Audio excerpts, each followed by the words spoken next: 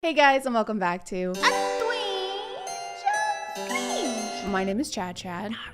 And dating people is hard. It can be difficult to find somebody who fits your requirements. For example, just a couple of mine are have to have green eyes, has to have black hair, has to wear a green and black cat suit with a utility pouch on the lower left leg, has to be Dr. Draken's assistant, you know, just personal preferences.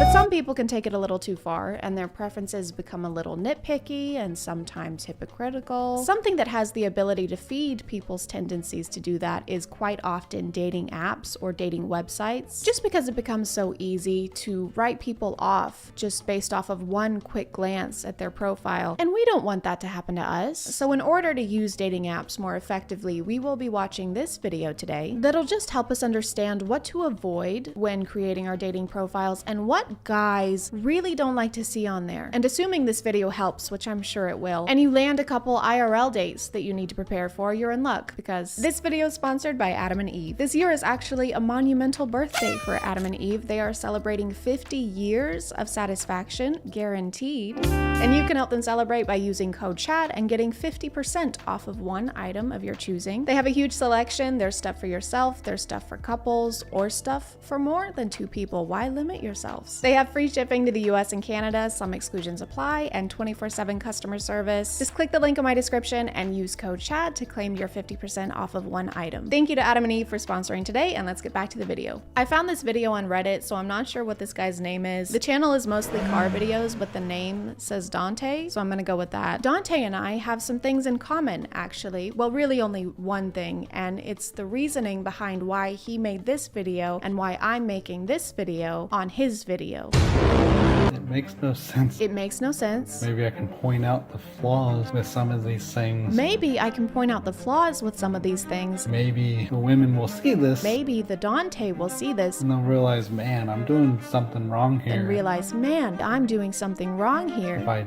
change this or maybe change the way I think, they'll realize, oh, here's how to get a good guy. If I change these or change the way I think, they'll realize, here's how you get a good girlfriend. The one I'm reading right now, they're looking for a partner in crime. It made me think a lot of women are attracted to like bad boys, like people who break the law. People who break the law? I don't necessarily think that this woman's profile was implying that she wants to date a literal criminal. She probably just meant that she's looking for someone who will go to Target with her at 10:30 p.m. on a Tuesday to buy face masks, and not that she is actively seeking out a bank robber. So what do you do for a living? Oh, tax evasion. Oh my god, no way. Yeah, and I also dabble in some vandalism on the side. That is so f***ing hot. Like they put themselves in that situation and the girls are attracted to it. They say they want good guys, but they go after the bad ones. It also made me think, like, seems like, I mean, this is probably why there's few females in the construction industry. There were so many red flags in just those 2 sentences. First of all, females. Can we not do that? It's very telling if you refer to women almost exclusively as females. Also, saying that women want good guys but only ever go after bad guys just has the nice guy mentality written all over it. Yeah, I don't get it. Like, I am so nice to females. Like, I am so respectful of those bitches. I do not think they're smart enough to choose someone good to date. I think they're f***ing stupid, but I don't get it. Why won't they date? I mean, this is probably why there's few females in the construction industry, like, because guys seem to build and women want to destroy. Oh, this is why there are so few women in construction, because females just want to destroy. Has nothing to do with the fact that it's a male-dominated field within which women are often made uncomfortable and treated horribly compared to their male co-workers. Nay, it's because women want to destroy things. Hey boss, great news. We just wrapped up construction on the new Burger King. Oh, that's great, Jeremy, and we're ahead of schedule. Rebecca, what are you doing? Stupid female brain, not know how to build, only know to destroy. Rebecca, please stop, Rebecca. Rebecca, we can't keep rebuilding Burger Kings.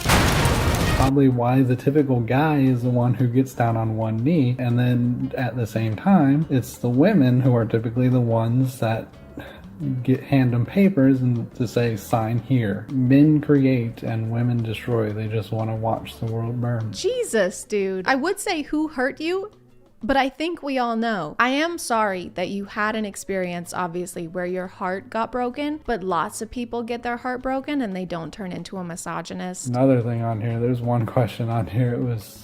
I had to make myself breathe because I thought it was so funny. The height, another hypocrisy where it says, how tall do you want your partner to be? And mine is I don't like short girls. So you don't like women, you don't like short women, you don't like women who have height preferences, you don't like women in construction. Are we sure you like women? And they have no problem saying they don't want to date guys under 6 feet tall. And I'm 6'2", so I'm there. However, even I have difficulty finding someone to actually just go out with or just to talk to. Well, that makes no sense. I can't imagine why women don't want to have a conversation with you. That's weird. Women want to destroy. It's just difficult talking to them. I mean, that's a whole other story. It's really not. Here's a simple way to start a conversation with a woman, okay? Hello, I really like your jacket in this picture. It's super cute. Thank you. I got it at Target. Oh my God, I love Target. I could get lost in there for hours. I am looking for a partner in crime who will go to Target with me any time of the day. I think I can help with that. And here is an example of how not to start a conversation with a woman. Greetings, dumb, stupid female. I am decently fond of that jacket you happen to be wearing. Thank you. I got it at Target. Did you destroy the Target? I'm sorry. I bet you threw a big old block of C4 behind you as you left. I did not. Typical female. They simply lack. I feel like this isn't about me anymore. They destroy everything in their wake. Specifically stated that I will only date someone who's at least 5'7". I'm giving them somewhat a leeway. Leeway? That's leeway?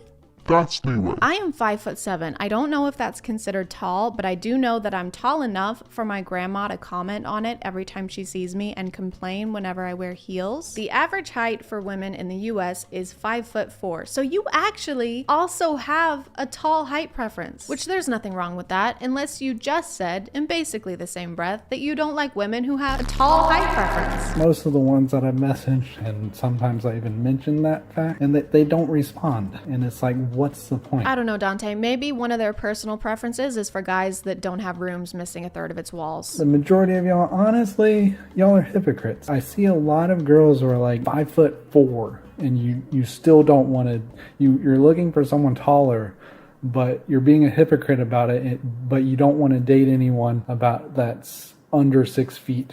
Like they have to be at least 6 feet tall. And it's just very hypocritical and illogical.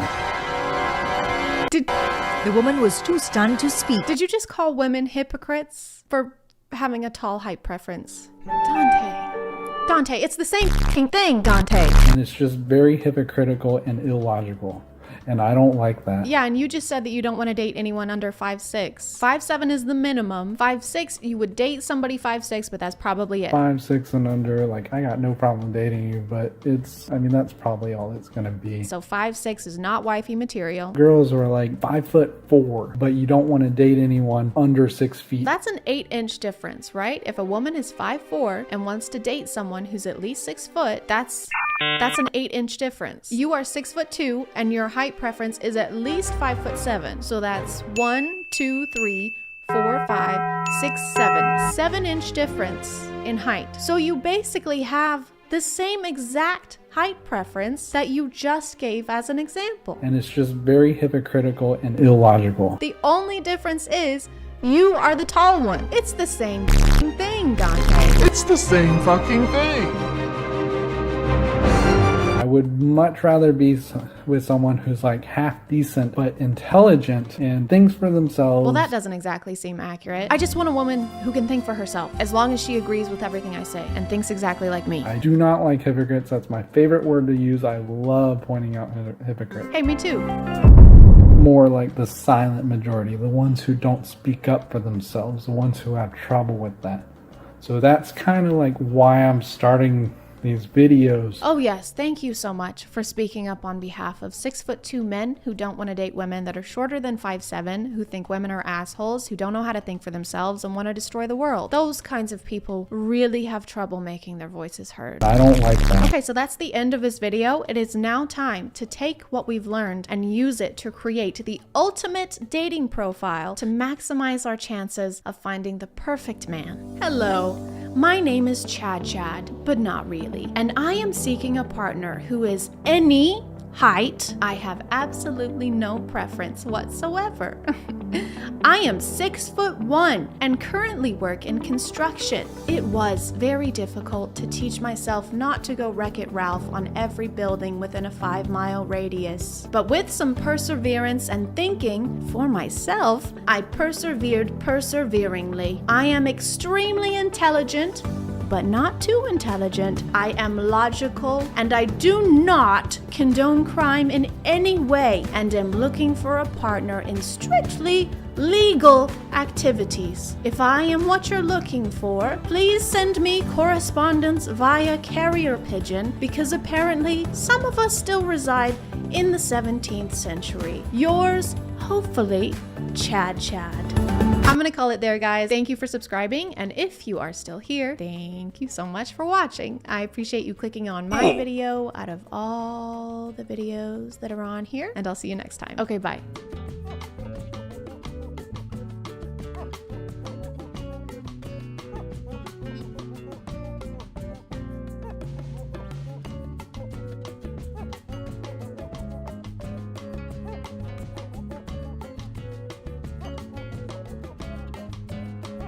Hey guys, and welcome back to My name is ChadChad. Not really. And today I'm here all alone. It's just me, just by myself. There's no one else here. Except for Danny. Say hi, Danny. Hi, Danny. I was really worried that you were gonna just start recording a video by yourself. And I was just gonna sit here and like watch you. So like I said, I don't know if the first video of mine that you saw was the Alpha podcast, but you posted a video pretty soon after that for the War Room people, where they like fight in wars and summon fire. That is correct, yes. So I figured you would probably need a refresher. I found this account for you. They just post inspirational quotes and like rules for alphas like ourselves. Did you say like ourselves? Like ourselves, yes. Oh. Thank you. It's gonna sound silly, it might be hard to believe, but nobody's ever called me an alpha male before. I'm more of the alpha than you. Okay. Here's where my alpha is, and then here's where your alpha level is. That's why we need to watch these. You might get on the same level as me. I doubt it. Hey, do you want to stop being a beta that listens to beta music with beta earbuds? Then you can with today's sponsor, Raycon. Raycon offers comfortable, affordable earbuds that start at half the price of other premium brands without sacrificing the audio quality. I have their newest and best model yet, the Everyday Earbuds, with customized gel tips so that they won't budge, no matter how many strenuous Sigma activities you're doing. Their compact carrying case, which comes in a range of fun colors, can charge your earbuds 4 times on a single charge and give you a total battery life of 32 hours. With over 48,000 5-star reviews, the Everyday Earbuds now have more bass and 8 hours of playtime that'll let you spend less time charging and more time putting the betas in their place. If you want to check them out, you can click the link in my description or go to buyraycon.com/ChadChad for 15% off of your purchase. Thank you to Raycon for sponsoring today, and let's get back to the video. Can a woman help you become a millionaire? Yes, only if you are a billionaire. I like that this was tweeted on Twitter for iPad. He was just like on his stomach with his feet swinging behind him. Can a woman make you money? The answer is no. Money and girlfriend do not go together.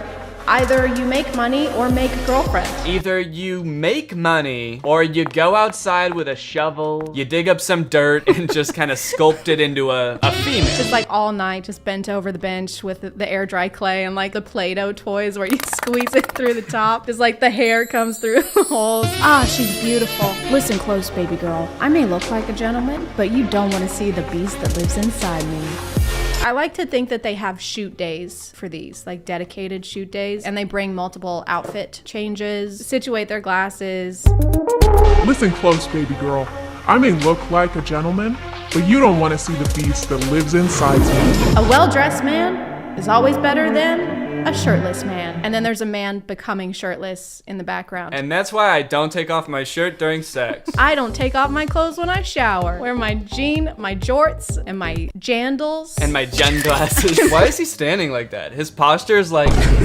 This is filmed on the iPad. It's gotta like... That's right. The iPad is like falling, so he's like falling with it. So this is the guy that you don't be like this guy. This is the bad alpha. Bad alpha. No iPad for a week. Back in your cave. I failed to maintain a relationship because I don't know the art of lying.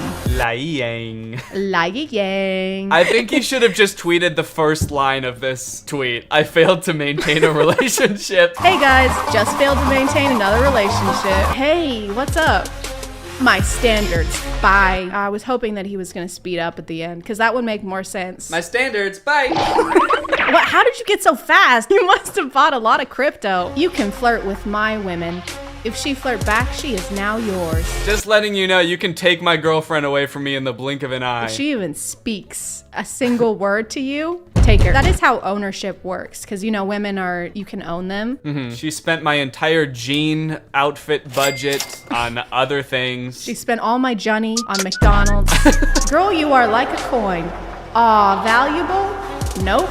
Two-Faced. The only time you're allowed to speak to your girlfriend is if you're gonna use some weird, like, pun joke to demean her. I'm gonna need you to film B-roll for all of these. Yeah, do you want me to do this one right now? Do you have a briefcase? Girl, you are like a coin. Aw, valuable? Nope. Two-Faced. Oh, you wanna divorce me? Okay. Your house will stop being paid of. Your car will get repoed and your credit cards will start getting declined. And so your only option at this point is to develop Stockholm Syndrome. Oh, you want to divorce me? That's not an option, babe. Because you're gonna die. He like needs to make a mold of you before you're legally allowed to leave so he can recreate you. Yeah, wait, at least give me time to make another girlfriend. Let me scan you with my iPad. Oh, so you want the nice guy now because he became successful? Sorry, honey, but you rejected him a long time ago. Are we meant to believe that the person tweeting this considers himself a nice guy? We are, yeah. I don't think that it's very alpha to refer to yourself as a nice guy. So I think that this might be an imposter. We should be wary. Who stole the alpha male's iPad? Emergency meeting. Who the f stole my iPad? Give it back. Going to a for love is like going to a library for workout. Why does he speed off in the background? Like, watch how he speeds off. I gotta go. I gotta take a shit. And I'm leaving. What are all these videos of guys just like looking into the camera and like buttoning one button of a tuxedo jacket? Nothing says like I don't care about other people's validation quite like posting videos like this on social media. Do you guys like this outfit? Do you like this jert? My Joe tie? My Jotch. Jotch? Watch. Gene watch. I was thinking Gene crotch. My genus. My genitalia. My genitalia. Oh, this dude's got a gene dick. Am I in a relationship? Nope. I'm single as a dollar and not looking for change. Whoa! Oh my god. Okay, do that one. Yeah, I can do that. Yeah, do that one. Make sure you get the push-up where all of their limbs stop touching the ground at the same time. I'll do that. So go ahead and read what you were reading. Am I in a relationship? Nope. I'm single as a dollar and not looking for change. I put my whole juicy in that one. I think I'm actually a little bit more alpha than when we started. That leveled you up at least 3 alpha levels. So go ahead and pat yourself on the jack. We should love, not fall in love. Because everything that falls get broken. Kind of like how you broke all of your ribs. What do you mean? I'm fine. The second half of this video is just me calling you an ambulance. Yeah. I'm just gonna put you edited into an ambulance in the thumbnail. Take like a screen grab of me like in midair doing that. In midair.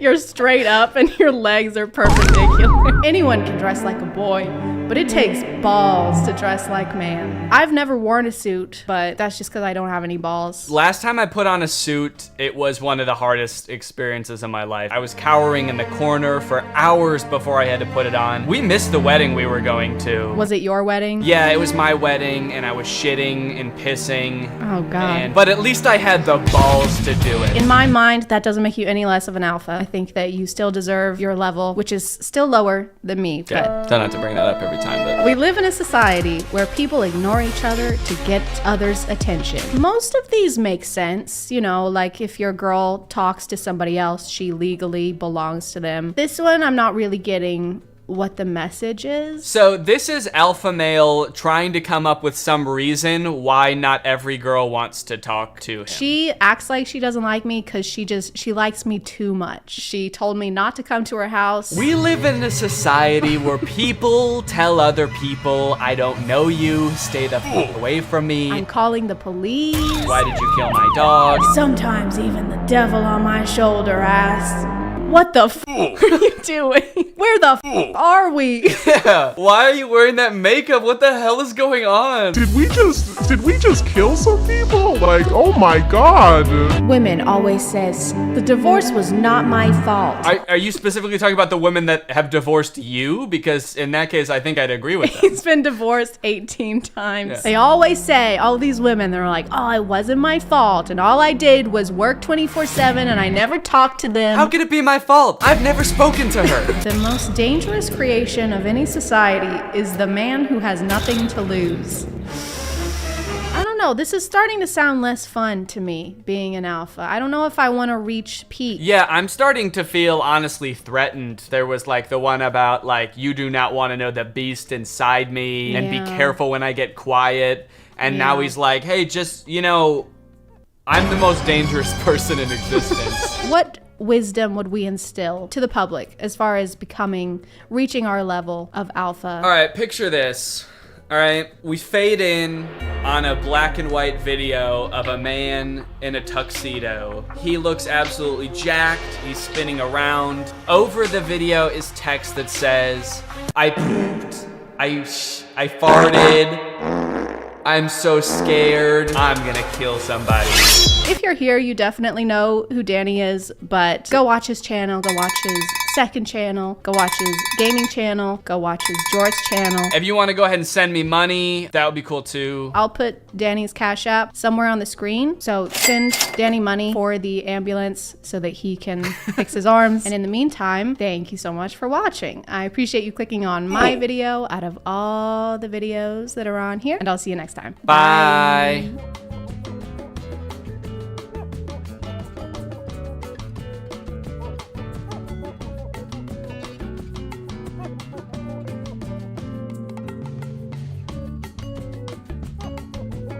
Hey guys, and welcome back to My name is ChadChad. Not really. And today we're gonna have a party. Not that kind of party, but don't worry, it'll still be a blast because instead of dancing or having fun, we're going to find out whether we're a fish he or a fish her. Gender reveal parties were birthed in 2008 by a blogger who decided to cut into her cake and let the color of frosting reveal her baby's gender. Little did she know she was starting a new custom involving family and celebration and wildfires. But before we start to babble about these TikToks, let's take a moment to babble about today's sponsor. This video is sponsored by Babbel, the language learning platform with over 10 million subscriptions worldwide. My mom and grandma speak Spanish, and sometimes they say super sweet things to me, like cállate and eres una decepción. You are a disappointment. So I decided it's time to freshen up my own Spanish and join the conversation. Babbel uses award-winning technology to make learning fun while teaching you how to speak a new language in as little as 3 weeks. If normal lessons aren't for you, Babbel offers engaging 10-minute lessons, games, videos, and even podcasts. They really want to avoid the monotony of teaching boring vocab words, so they teach real-world practical conversations that would be used while traveling, working, or even in everyday relationships. Triste. Estoy un poco triste. Or you can just learn a second language so that you can tell people you learned a second language and they think that you're cooler than them. Which you would be. If you want to check them out, just click the link in my description and get 65% off of your subscription. Thank you to Babbel for sponsoring today, and let's get back to the video.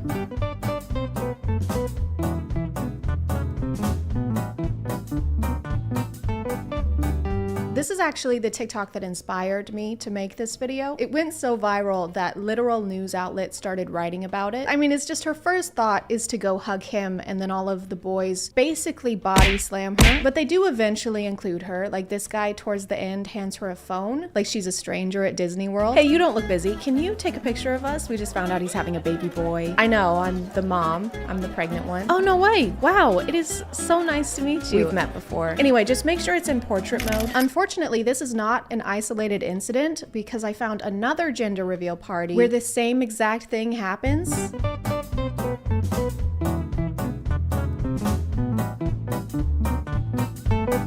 Even down to the same wardrobe. Everyone's sporting this fashion combo with the hat and the sunglasses that look like you're about to get your teeth whitened. So this is just a thing that happens regularly, I guess, where you forget about and exclude the person who's doing like 99.9% of the work. I didn't know that having a gender reveal party was so life-threatening. Do you think the invitations specify that the dress code is like combat casual? Just wear something that looks cute, but can also protect your ribs from potential trauma. And don't forget your insurance card. That's unrelated, but don't forget it. At least they have the good sense to have the mom throw the ball toward them from a distance. Otherwise, we'd have a real Thunderdome situation on our hands. Congratulations, you're having a boy. Oh my God, that's great. That's what I was hoping for. Good luck. What do you mean? Wait, no, what? Is that a whole baseball team? But it's apparently pretty common to ignore the mother of your child at these things and just sprint in the opposite direction. The gender will get revealed and the dad just starts running off on his own little side quest.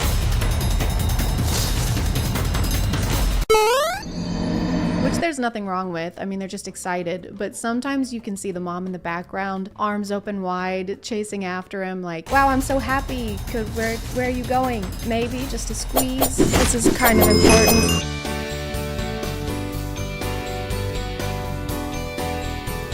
Will the baby have pink blood, or will they be a CBS show starring Tom Selleck? I'm not gonna pretend like this isn't a really creative way of doing this. It doesn't have the potential to cause physical injury to anyone or poison any aquatic life, which I can't say about all of these gender reveal parties. Like in this one, we're using a knife. We are using a knife to pop the balloon and pointing it towards the father in the general vicinity of the human that bleeds. And the baby is crying, obviously, because it just witnessed attempted manslaughter. Or you could try and poison all of your loved ones with toxic fumes, huh? Wouldn't that be a gas? Oh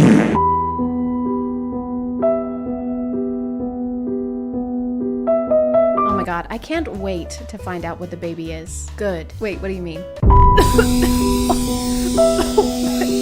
What the fuck? Then there's this one where there's not even an attempt to not litter. You know what, Mommy? I'm a girl. I hope that makes you happy. I always want to make you happy. I think it was planned, actually. They seem to have gone out of their way to ensure that plastic would end up in the river. What if instead of doing this on the grass, where we would have to pick up after ourselves, like peasants, we put it directly in the water, then we don't have to pick it up, and the world ends a little bit faster. It's a win-win. I'm gonna be a parent. Another popular theme is to use as much water as you can and then put it on a plane. As far as I can tell, it seems to be some kind of competition to see how much water you can waste, and you have to log in how many gallons you used each time you have a gender reveal party. And if you win, they show up to your house with a big check and balloons, which you will throw in the ocean, we hope. Or if you're feeling bored, you can simulate a tsunami just to feel something.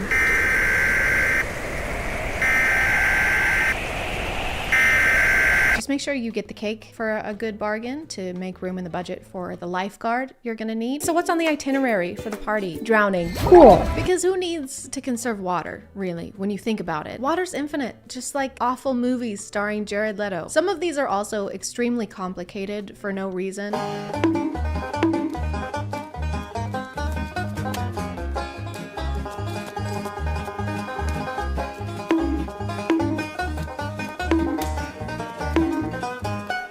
It's like the more steps involved in the reveal, the more gender you get, I guess, just in case you want an extra scoop of gender with your gender. Okay, so you're gonna open that box, okay, and then you're gonna pop each of those balloons individually with a spoon, okay, and then when the balloons, they have legs, start running at 30 miles per hour, which doesn't sound that fast, but Usain Bolt can only do 27.3. And then you're gonna can you just tell me what genitals my kid is gonna have? Or you have others where you build a wall just to demolish it, like an episode of Extreme Makeover in reverse.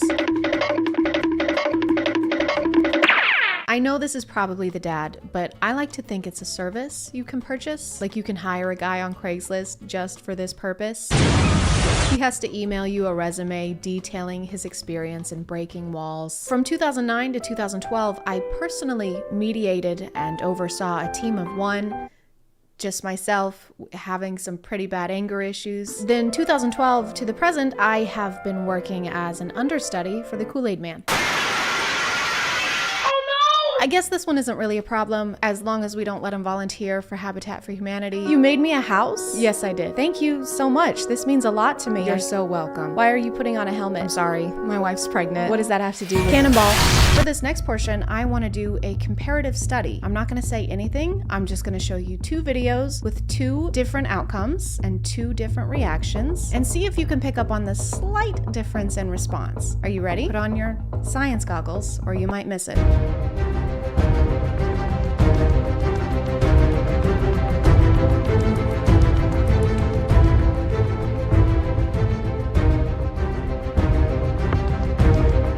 Did you see it? The second one didn't have any fireworks. I think there's a fine line between being a little let down and making your daughter regret being born.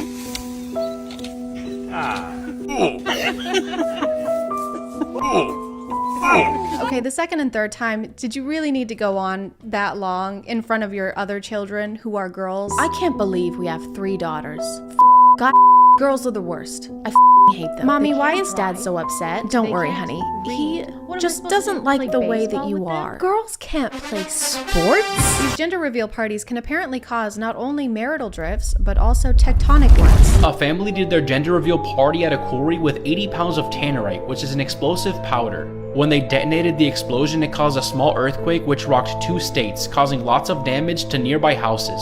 I think we're almost at the point where we need to start adding these to the list of natural disasters. We got droughts, hurricanes, Everlay, Leelay's gender reveal. Can you imagine having to explain why you're in prison after this? I killed a man, and his mom, and his dad, and his entire family. Well, I made a girl bomb. I feel bad for the kid though, because they're gonna have a complicated childhood if this is the length their parents went to for just the gender reveal. I'd be terrified to go to their wedding. Do you, Chad, take Chad to be your lawfully wedded Chad? Yes.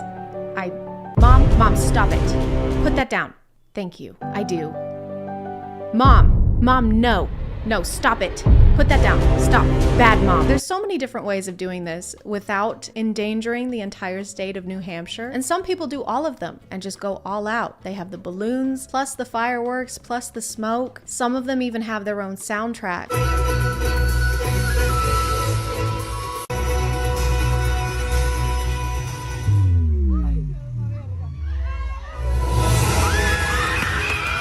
And I honestly admire the setup. It's exciting. I feel like we're watching a movie and approaching the climax. After years of fighting and struggling and breaking walls, we've sacrificed much. Too much, but no more. Because today, everything we've worked for has paid off. And it's finally time to pop the balloon. Everyone do a countdown. 3, 2, 1. Oh my God, it's a pollution. Oh, wow. I had a hunch. I just knew it. I had a feeling. I'm gonna call it there, guys. Thank you for subscribing. And if you are still here, thank you so much for watching. I appreciate you clicking on my video out of all the videos that are on here. And I'll see you next time. Okay, bye.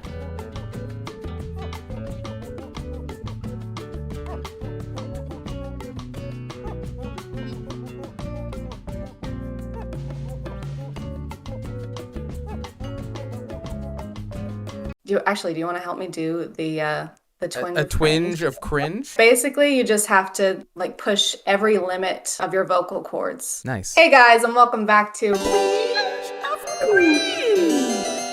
Today Today we're here with the Asher Show, a very special guest. Hello, how you doing? We just filmed a video for his channel that'll probably be up by the time I upload mine, so y'all should go check that out. His videos are great. Today we're gonna be checking out this TikTok page, which is called The Handsome Magician. I'm pretty sure that Danny, Drew, and Curtis, I think they did like a collab on this one like a year or more ago. It wasn't this one, just a similar page, and that was this year because I have no concept of time. Anyway, enjoy.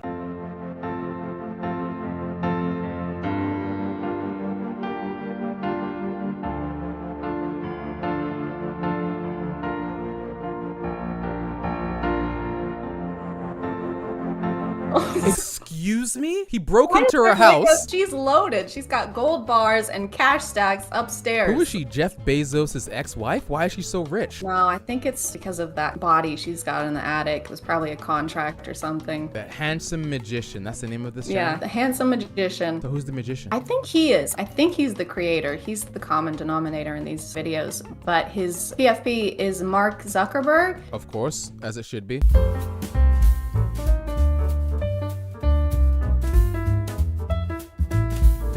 Oh, so the friend is now navigating. He actually couldn't see without having someone sit with their back in front of his eyes. Here's the question. Is that him twice? Or did Yes. he get a or did he get a friend to help him do this bit? Crippling debt. Your friends, did you know that your friends can actually keep you from going into crippling debt? Yeah, my friends always tell me that, like, Asha, pay your bills. Yes! This one. Yeah, I sent you this one. Sorry, too small. Is the baseball here for scale? I thought the baseball was supposed to be showing the shape. I don't like the shape of you. Yeah, there's a round That's baseball body in the back. shaming.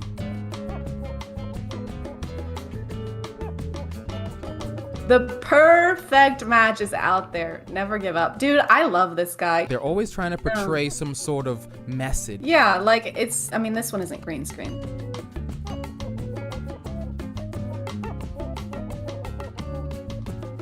Okay. No, you were wrong. I love the royalty-free Ninja Turtle. It's so skinny.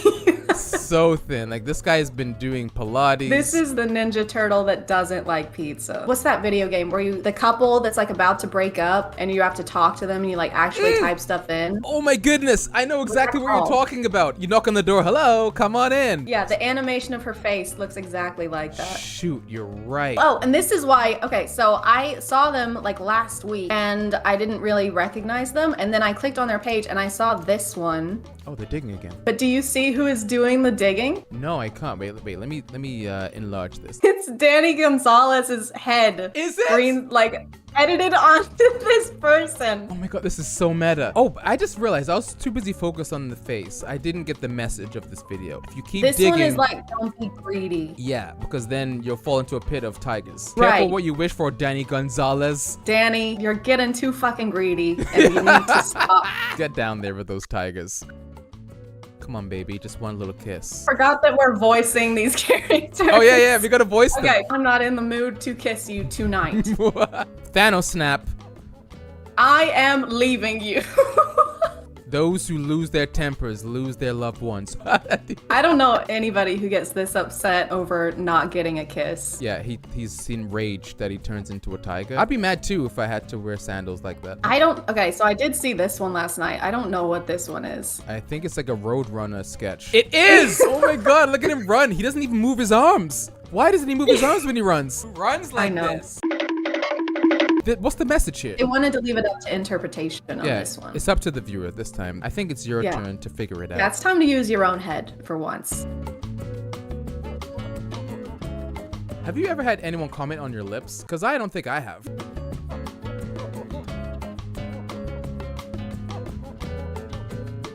You'll catch more flies with honey. I feel like he wasn't trying to catch any flies if he came up to her and was like, hey, you look like shit. I like his Crocs. I was gonna say, I love that he's wearing Crocs. Was he gardening before this? No, he was burying the dinosaur skeleton. Burying dead bodies in his backyard. This probably followed that other video where he asked for a kiss and she said no. And he was like, well, your lips look like shit anyway. I wouldn't want to kiss you anyway. It's like I when don't a guy even gets care. rejected. Like, Yeah. well, you're not that fit anyway, yeah?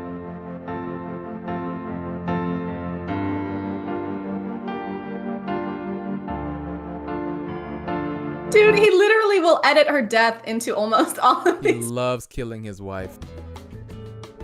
You know, I don't know too much about physics, but I don't think that's how it works. I think it is. I love the money that's buried. What? There's always money in the ground. I don't know what world this is, but I would love to live here where there's just, you just dig a couple inches below the ground and there's automatically gonna be money there. You just have to stop after a couple feet, because you know. Ham. Ham. Ham. Ham. Ham. Ham. Ham. Ham. Ham. Ham. Ham. Ham. Ham. In Japan, we call it ham. Hamu? Ham. Say, what do you make of this Miss Frizzle controversy? I am staying out of it. I am staying out of it. Oh, okay. They're getting into politics now. What was the Miss Frizzle screen cap? I don't know how to explain it, but the new Miss Frizzle is homophobic. Why would they throw that on the screen? Does Miss Frizzle like ham?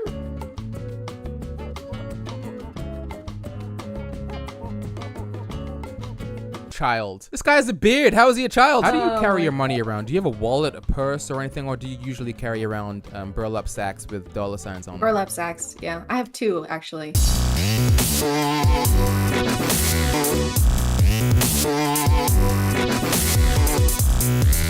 My favorite flavor of pie is greed and anger. I'm trying to read all the stuff. Pie, greed and anger, punch, punch, punch. What was this one? People who lack empathy. Oh, he's getting rid of the haters. Yeah, okay. he's getting rid of all the negative energy and he's vibing. He's doing a vibe check. More of a vibe cleanse because he's annihilating everything. This guy could take Jake Paul in a fight. You see that kick? Holy smokes. And the top hat on the dolphin? How much is the top hat? I'm gonna buy one right now. $114. Oh my god, they are very expensive, but worth it. I think you should buy one right now. I'll send one to you as well. Ooh, that would be amazing, actually. I'll wear it in every single one of my green screen videos. Yeah, I think you have that to. I ever make.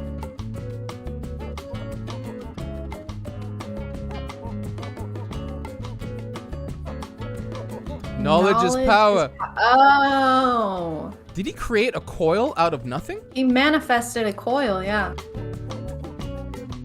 He asked for assistance. He's like, assistance, please. And instead of this woman getting a rope, she decides to throw him a book. Start reading. You can figure it out. Like, fuck you. Figure it out on your own. Eat this fucking book.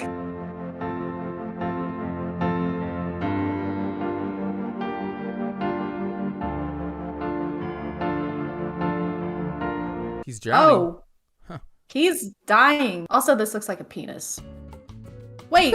What's the message? The message is that if you dig holes shaped like a penis, you will fucking die. This user figured it out. Okay, you ready for this? In this context, he can't swim up because the clowns are holding us down. Oh. It's quiz time. Okay.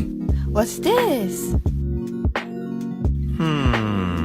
Is it a wiener? That's right.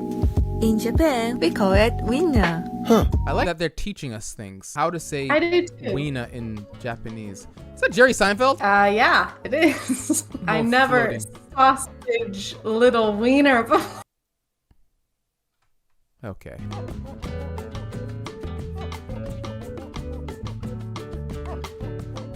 They're allergic to great friendships. Me too. Oh my god, look at the sun! It was George Lucas. The further down we go into the past, the less sense it makes. Do you think this is all one giant audition for a PBS show that he's trying to get off the air? Because this is what it seems like. What? I think he'd be good at it. I admire that he's doing what he can with what he has. And he has so many sweater vests. That's a man does. that I would take advice from.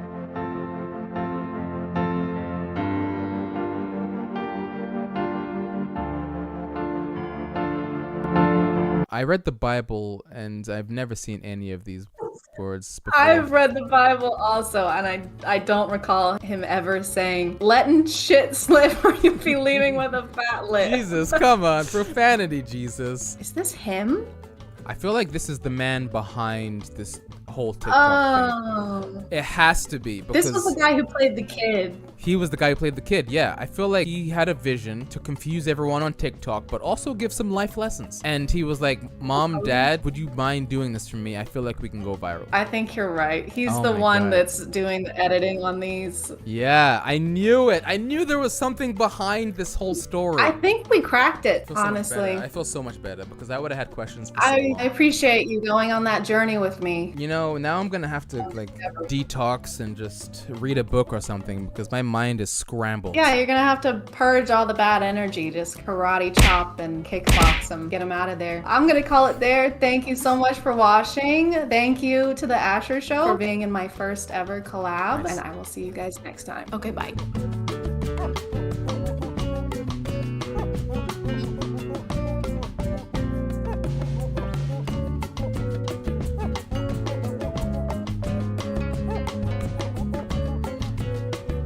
Hey guys, and welcome back to a Twitch of Cringe. My name is ChadChad. Oh, really? And today we're going to be watching some videos from the channel Arcade Craniacs. But first, we just hit 200 subscribers. Thank you guys so much, both to the people who have been here for a minute and the people who just recently joined. Welcome to here. Welcome to this. Welcome to the here that you are at right now. Welcome to the channel. Why didn't I just say that? I first started seeing clips of Arcade Craniacs videos on my FYP, I'd say about a week and a half ago, and I would be lying if I said they didn't each bring me abounding amounts of joy when I see them. Okay? Edward!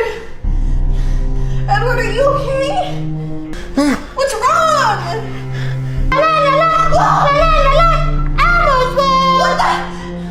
I'm not being ironic when I say that I genuinely enjoy their content. I have a lot of respect for the work they put into these videos. I don't know if they write scripts. It seems like they have like an idea of where they want a video to go and then they just kind of improv until they get there, which it's not easy to do. And the acting is just, this is Nikki or Nicole and Edward. I think they're dating. They make these videos together on their YouTube channel, Arcade Craniacs. Mostly like the 3 a.m. challenges. The videos they make are basically whatever genre J Station is, minus the very poor acting and minus the capitalizing off of deceased celebrities. All that being said, the clips that I've seen were from videos of theirs centering the Among Us franchise, so that's what we will be watching today. Yo, what is up, you guys? Right now we're at McDonald's and it is currently 3 in the morning, and we just found out when you come to McDonald's at 3 in the morning, you could order the Among Us Happy Meal, you guys. Oh my god, there's literally no one here.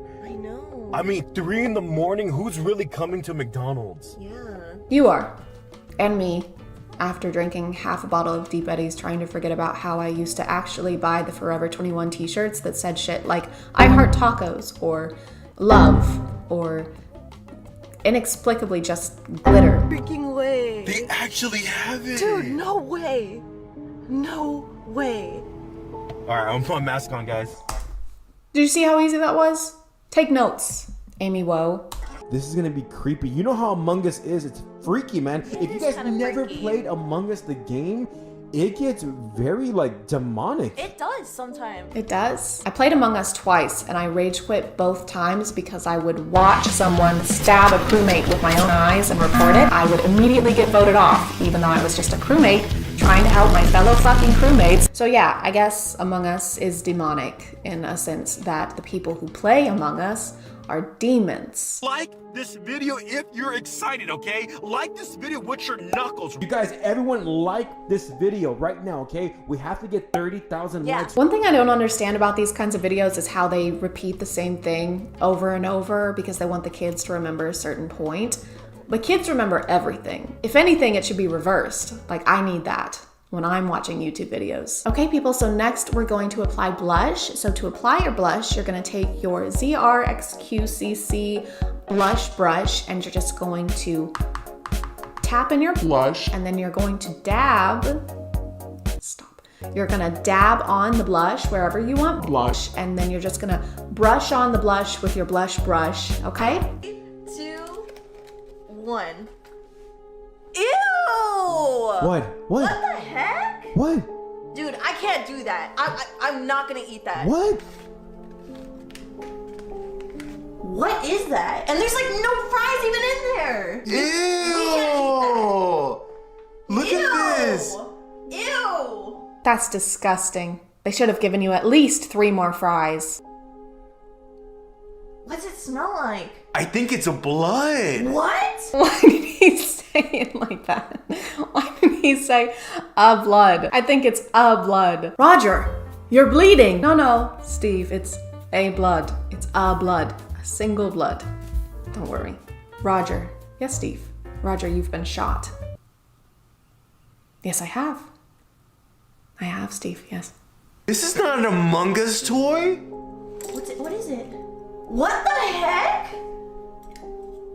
What is this? What is that? It's a mousetrap used to trap mice. Not very humane, but that is its function. Oh my god, this is so disgusting. Oh, it's a mouse trap. There you go. Really? Yes, it is. Is it? No, don't. It's supposed to be like a trap? Don't set it. What are you doing? How do you not know what a mousetrap is, but you instantly know how to set a mousetrap? Imposter. I don't know. If this...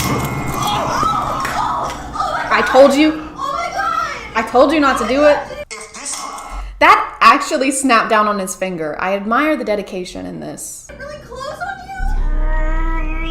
Oh my god, Edward!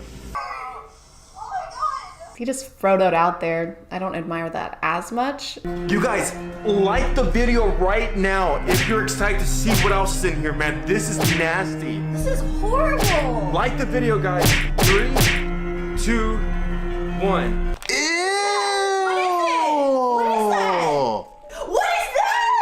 Is that a diva cup? 1.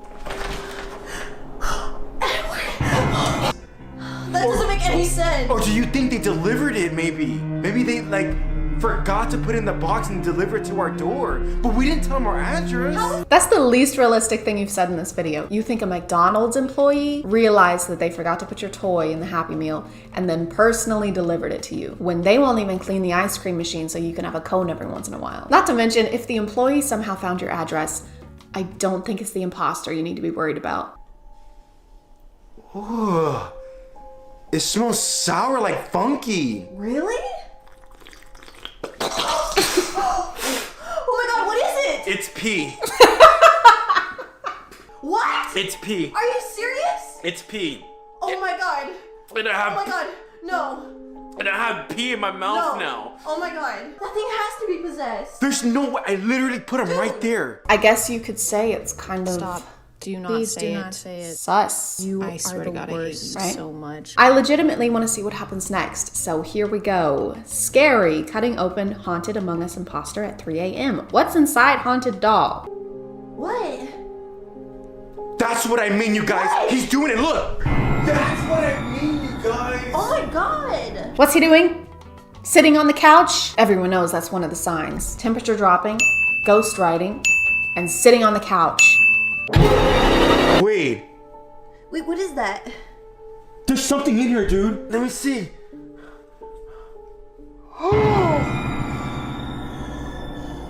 He actually had a bone. So we weren't tripping out. He was actually moving on his own. Yeah, so we're not crazy. He has a single marrow bone in his body, and everyone knows you only need one for full range of motion. The 205 other ones, no one knows what they do. They're useless. Just like spleens. Or lungs, no one knows. You want to go inside? Hold on. Yeah, let me go inside. All right, let Nicole go inside first. We'll show you everything we have in here. Go inside, Nicole. Okay, they have a Danny DeVito pillow, a Tom Nook stuffed animal, and E.T. with a bondage collar on. So, I need to be friends with these people. Like, That was so what? creepy. What? Edward. What? How about this? Ask him what's a personal question. I did. I asked him. What did he say? What? A black jacket. At 3 a.m. creepy stuff does happen then. What? Edward, we have to get out of here.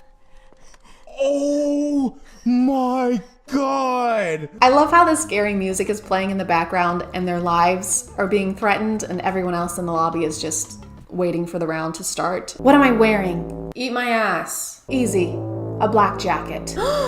How did you know that? Can we start the game? My humor is like that. Do not become pressed. Just leave me alone, imposter. Star, star, star, star. Star, hey guys, guess what? Star. What? Star, What? star, star. I eat my own ass. Star, star, star. Start. This is so Start scary. The game. Start. What necklace am I wearing Start. then? Start. I ate Start my the grandma's game. ass. And I. He. And a cow's ass. Star. Start the game. Star. I swear to God. Star. And a sloth's ass. Somebody's knocking on the door. Oh, this is so messed up, man. I don't want to answer it. The emotion put into these is overwhelming. I'm more moved by this than I was by the ending of The Notebook. Who are you?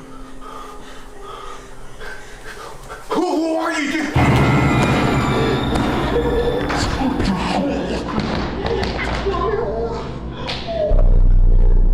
This just got a little dark for the audience these are made for. Okay guys, like and subscribe if we should open the door. I don't want to open the door. Shh, shut up. Okay, they like the video. Go open the door. No, do it now. Fine. Oh no, guys. No, Chad is about to please. get brutally murdered. Like the video to save her life, guys. Quick, hurry.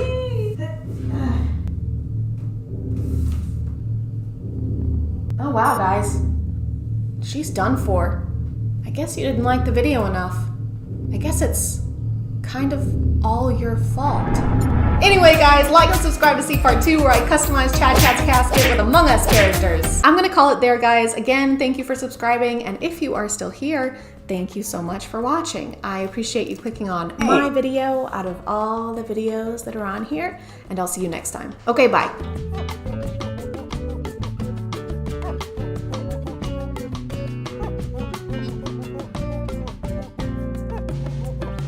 Hey guys, and welcome back to My name is ChadChad. Not really. Last week we took a break, kind of a break, but not really, and now we're back to watching TikToks. Yay! Story times have been an internet genre for a while now. I want to say they were popularized in like the mid 2010s, like 2014 to 2015, and they weren't great back then either. So I figured, why don't we check up on the storytellers, except on TikTok and in the year of our Lord 2021, and just see how things are going for them. Are they still dramatizing every life event for internet clout? Are they still having intercourse with toothbrushes? There's only one way to find out.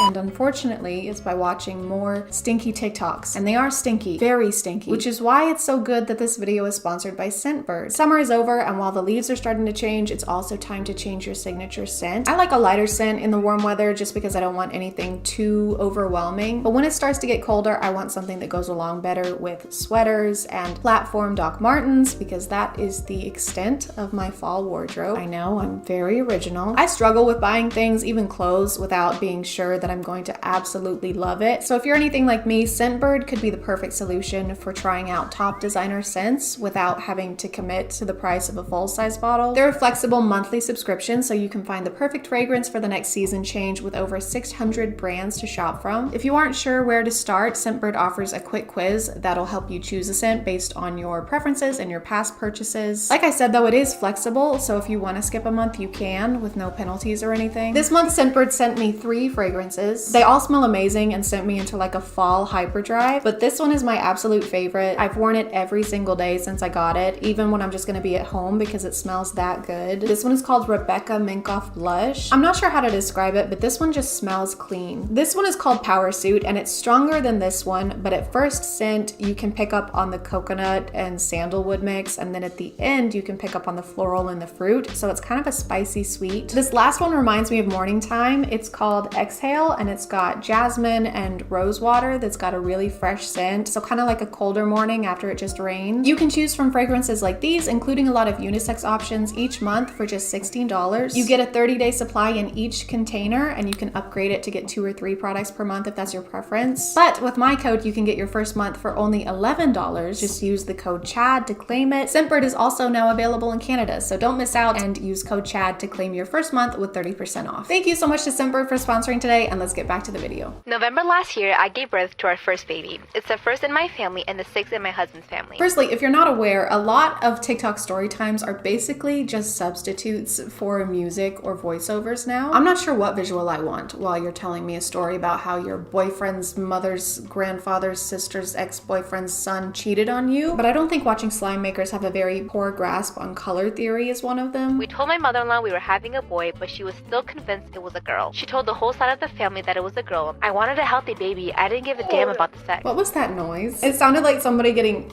jabbed in the stomach, or like that blowfish video. I didn't give a damn about the sex. She told them that we are naming the girl after her mom, which we will never do because my hubby hates his grandma. Can we get a story time on that? How did he develop a hate for his grandma? Did she get you the root beer candies instead of the Werther's? The story is told by the grandma, and she's just making slime with denture glue and mashing Werther's candies into it. The problem, for them at least, is that now the baby has plenty of girl clothes that we plan on putting on our son.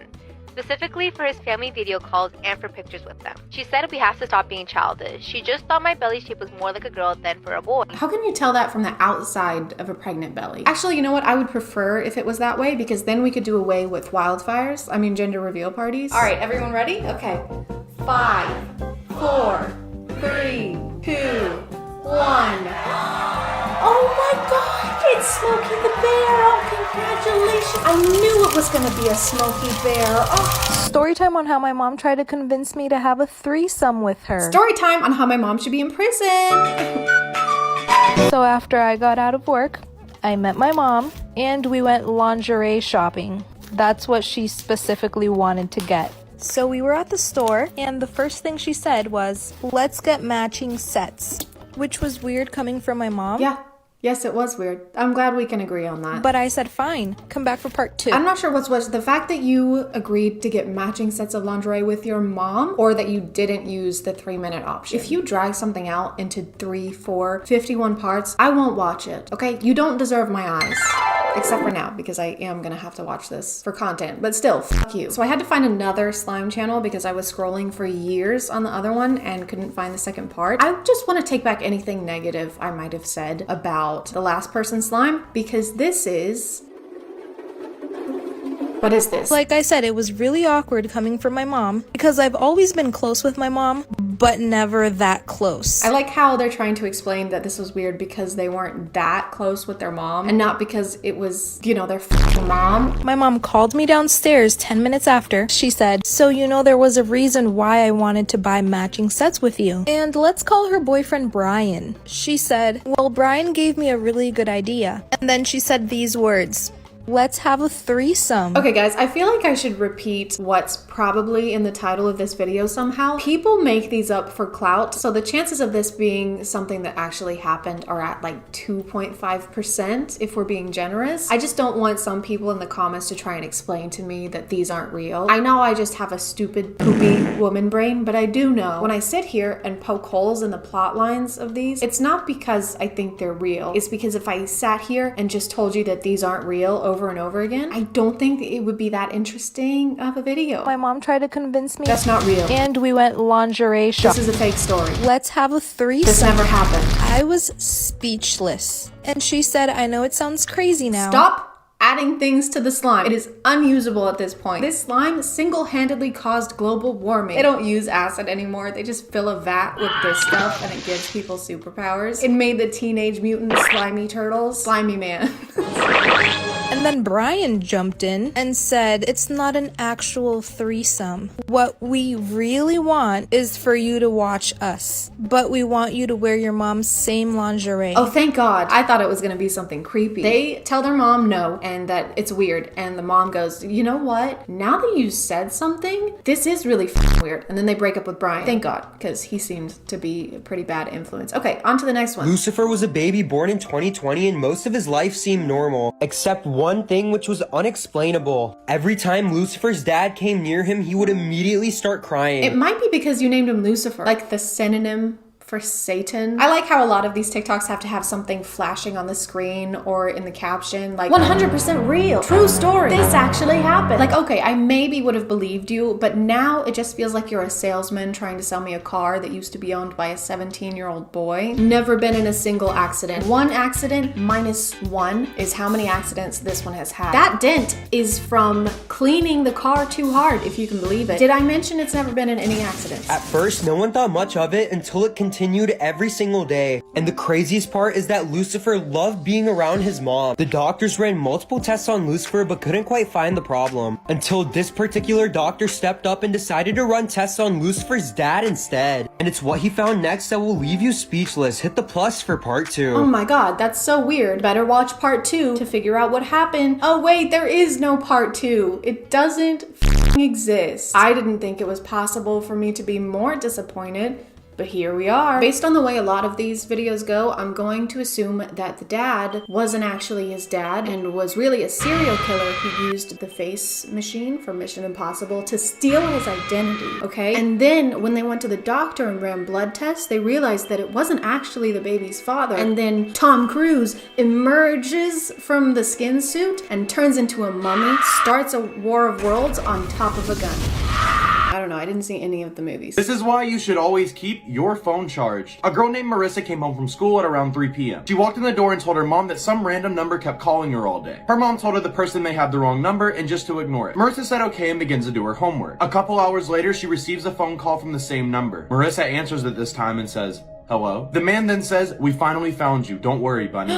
Bunny? It's Candace Stone. Speaking of that show, I think season 3 comes out October 15th. So just don't be surprised if I don't upload or interact with social media during that week. I'm just kidding. It's not going to take me a week to watch that. Marissa begins to panic and tells her mom what just happened. Her mom yells and says, "Grab your stuff, we need to leave." Marissa, confused, packs her things and gets into the red car. Her mom begins driving fast and turns on the radio. The radio says, "The baby named Marissa who was kidnapped in the hospital 10 years ago has been found and police are searching for a red car." Marissa looks at the woman and says, "Who are you?" The woman looks back and says, "You can call me mommy." But the baby was named Marissa, and so she was still going by Marissa? The woman who kidnapped the baby didn't think to change the name of the child she stole? Why did it take them so long to find her if she was still under the same name and attending school with the same name? What I'm getting from this is that her birth family hired the worst detective alive. Can we circle back to the intro of this video? What does this have to do with keeping our phones charged? This is why you should always keep your phone charged. So that we don't get kidnapped as a newborn babe? I feel like there's not much we can do about it at that point. Someone stole our baby! What? But she's only a day old! Wait, hold on.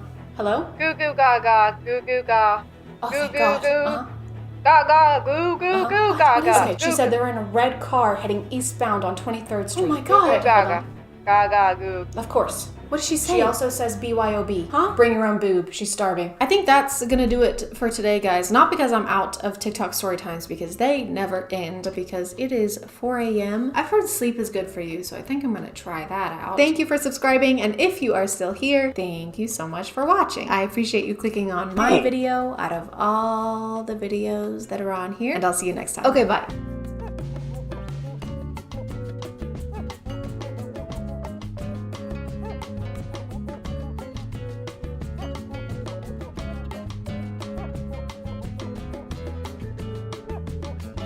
Hey guys, my name is ChadChad. Alpha ChadChad to you. We haven't really checked in on the alphas in a while because in 2021, 2022, there would be a new one spouting the craziest takes you'd ever heard, like women don't have hobbies or you should tan your asshole. But now in 2025, that's just every Instagram reel. That's just every single Instagram reel that you ever see ever. It's kind of like pointing out a cow to your friends when you're driving through the city versus when you're driving through the country. They're not gonna be very surprised. This is a cow farm.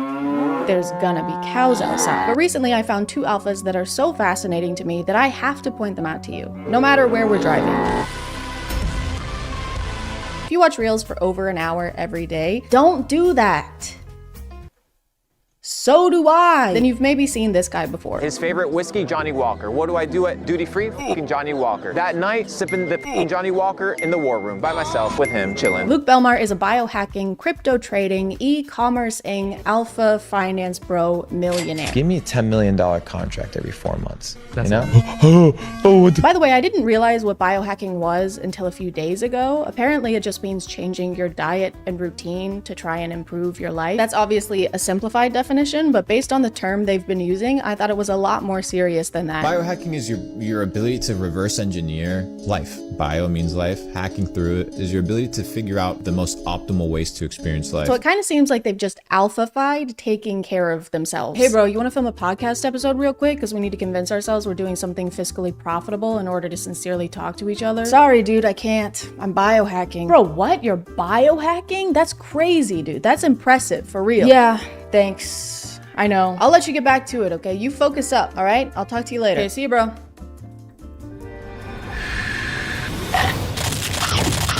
This is actually one of the best apples I've ever fucking had. Luke posts a lot of clips of himself on various podcasts saying things I think are meant to be insightful, but usually make no sense. I think people need to start studying words. You look at a bank, right? What is a bank? River bank. Right. What does the river bank do? It controls the flow. The flow of what? The flow of the current, the currency. If it's controlling the currency, it's also controlling the what? The flow.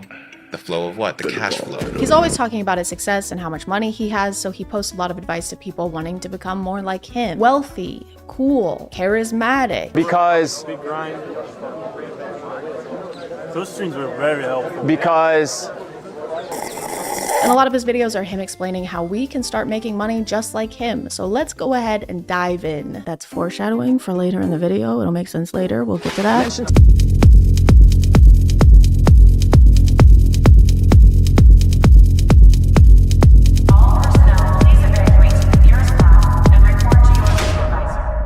Secret to being rich, guys. Ask rich people to give you money. Pretend to be their friend so you can use them for personal financial gain. It's a side hustle because you're hustling them. At the end of this clip, he also says this.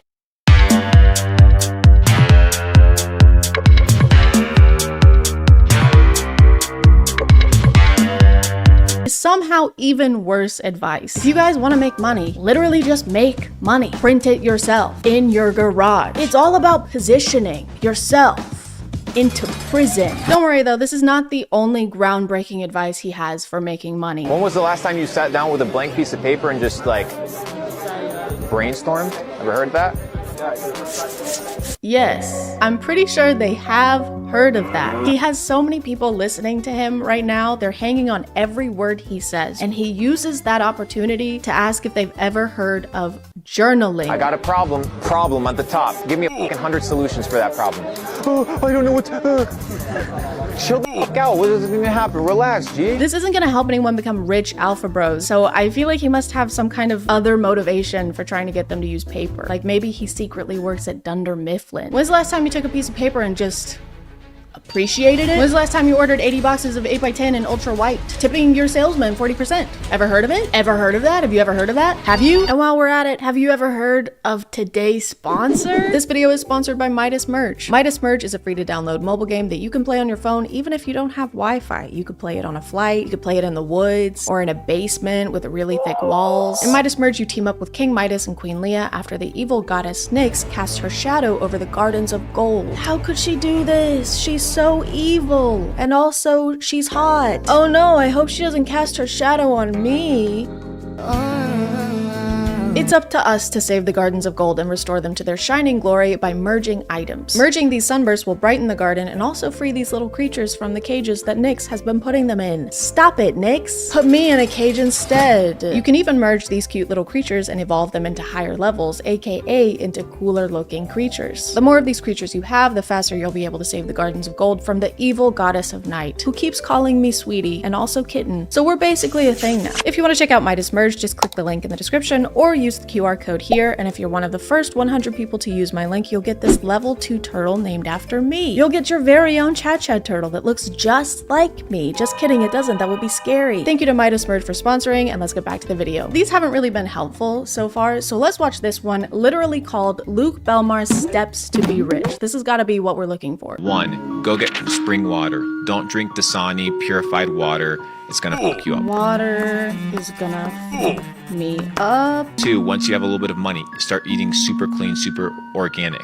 Understand that the food that you consume has pesticides, has chemicals. Once I have money, which I still don't have because that's what this tutorial is supposed to tell me. Don't use a microwave. Microwave, you're literally cooking your food. Microwave will cook food. Neglect celebrities. Don't give a celebrities. They're just dirt. Ignore celebrities, even though we're supposed to be making rich friends, and they probably won't want to be our friend if we call them dirt and stuff. Yo, drop me a $250,000 wire. He's a dirt bitch. For someone who's always talking about the meaning of words, I think people need to start studying words. he seems to not understand the ones in step by step. We still don't know how to get rich like him. This wasn't even unhelpful advice. This was advice for after we've done the thing we needed advice for. What's up, guys? Today I'm going to be showing you how to tie a shoe. This is just a quick step-by-step. As you can see, my shoes are already tied. Go fuck yourself. Don't put food in here, by the way. It'll make it cold.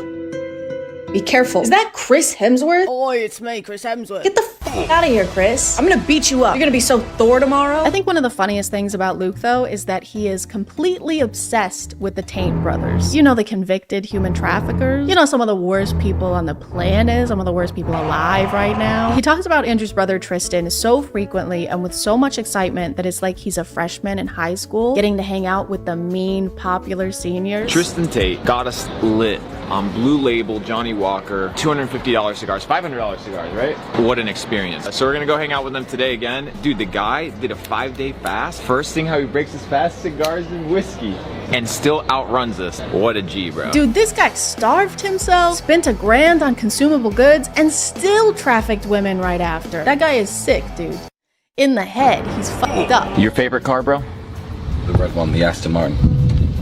Tristan thinks well, guys. Critical thinking, I fucking love it. Hello? Who, Luke? Yeah, he's here. One sec. It's Krispy Kreme. They said they want to offer you a job. They said because you're so good at glazing. He didn't even explain his thought process for why this is his favorite car. He just said the color. He literally just said the color of the car. That didn't even take regular thinking. The red one. Luke reacts to everything Tristan says like Tristan is paying him, which he might be. Yo, drop me a $250,000 wire. Tristan Tate piece of dirt. Allegedly, most definitely, allegedly. 1000% for sure, no doubt in my mind, allegedly. It's like Luke is on payroll and he's trying to keep his job. I think we should move this filing cabinet over there. Yes, genius. That's why this guy's in charge, right? No, actually, I hate that spot. That's the worst spot in the building. And I've always thought that. I've always said that. I don't know. Maybe we should move the filing cabinet to my butt.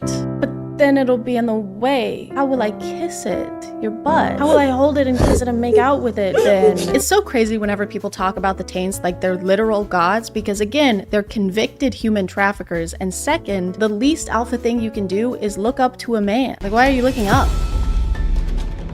What were you doing down there? It's also such a public way to announce what kind of person you are to the world. Like, this is where you want to be. This is where you want to end up. This is your guy. Wooly Willy is your guy. I think this gives a pretty good idea of what kind of person Luke Belmar is because wanting to be around the Tate brothers is like wanting to be inside a toilet bowl because it means you're probably a big piece of shit. The water advice is pretty recurrent in all of Luke's teachings. It keeps coming up. You can do Mountain Valley spring water. You can do Avian. Evian. I love Evian. Yeah, those are good ones. Tastes good. Fiji?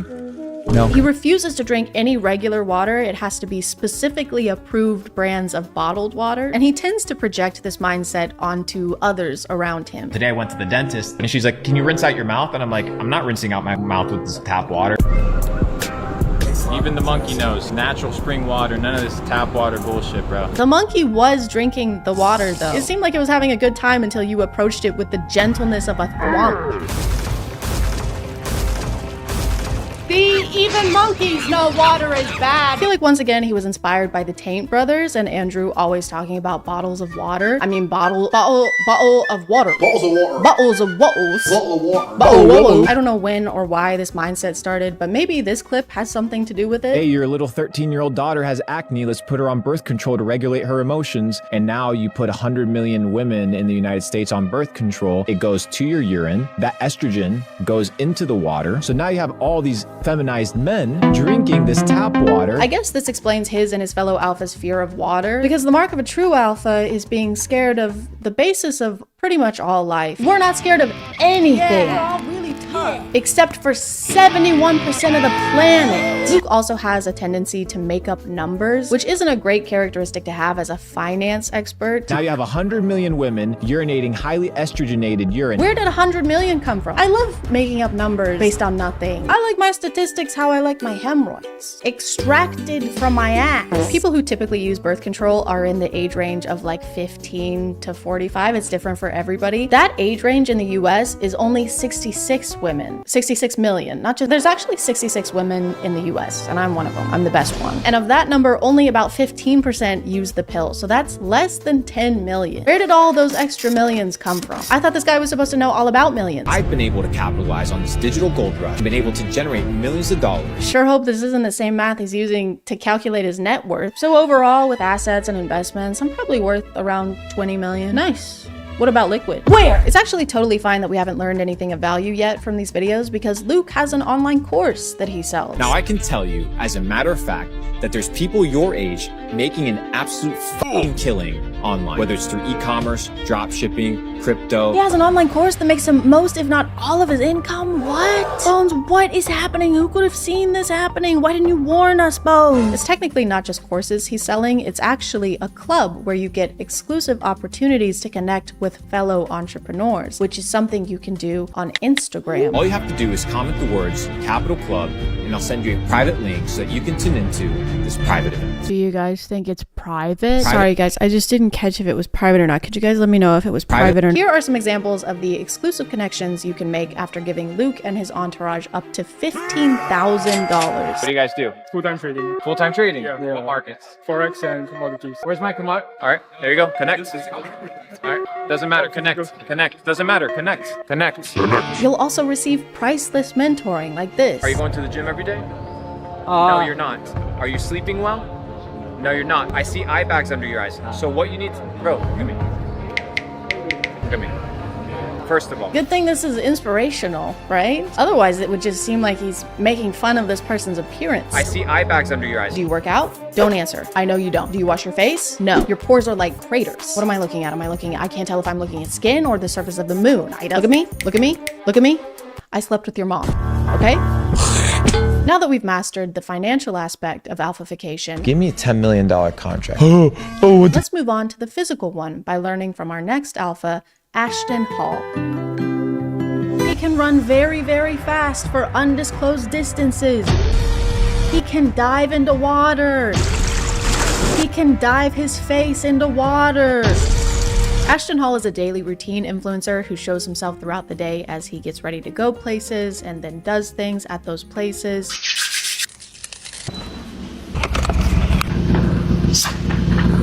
By the way, Chris James is how I learned about this guy because I deleted X from my phone. I couldn't stand to be there or look at it anymore. So everybody say, thank you, Chris James. Thank you. Is he gone? Thank God. That guy has 2 first names. Like, how many do you need? Don't be greedy. Ashton has been getting a lot of attention over this last month for how crazy and unrealistic his routine is. For example, he starts the day by waking up at 3:50 or 3:55 in the morning.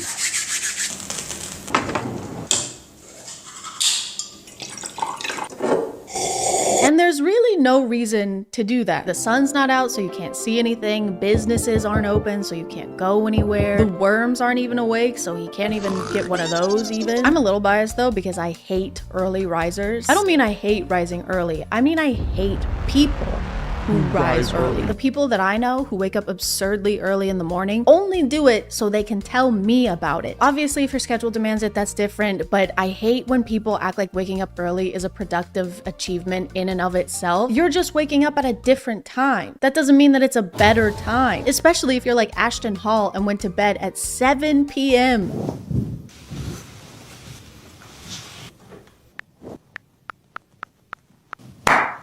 Actually sleeping more than most people. He goes to sleep at 7 and then doesn't wake up until 3:50 in the morning. That's almost 9 hours of sleep. Why am I doing so much math in this video? His morning routine video that went super viral says this in the caption: day 191 of the morning routine that changed my life. 3:50 a.m. to 9:30 a.m. Sin lives late at night. If you're dealing with a weak mind, bad decisions, or lack of productivity, go to sleep early. Sin lives late at night. It's still night when you wake up. Sin is still around. He says variations of this phrase a lot. Brother, what do you mean, how do I wake up at 3:50 a.m.? Listen, I go to sleep early because temptation lives late at night. But if your willpower goes away the second the sun goes down, you probably have really weak willpower. You're still the same person no matter what time it is. So if you're making bad decisions, you can still do that during the day. Hey, you want to be in this 70-person orgy with us? There is nothing I'd like more. Sure. Yeah. I can't even begin to express how much I want to do this and how long I've wanted to do this and how much I appreciate you asking me and including me in this. What time is it? It's 5 a.m. I can't do this. But you just said you were gonna— I'm not that person anymore. It was 10 seconds ago. Ashton spends the rest of his mornings doing various things between each round of putting his face into ice water. Dipping his face into ice water is kind of like his checkpoint throughout the day. And he only does it with this specific brand of bottled water. He doesn't use tap water.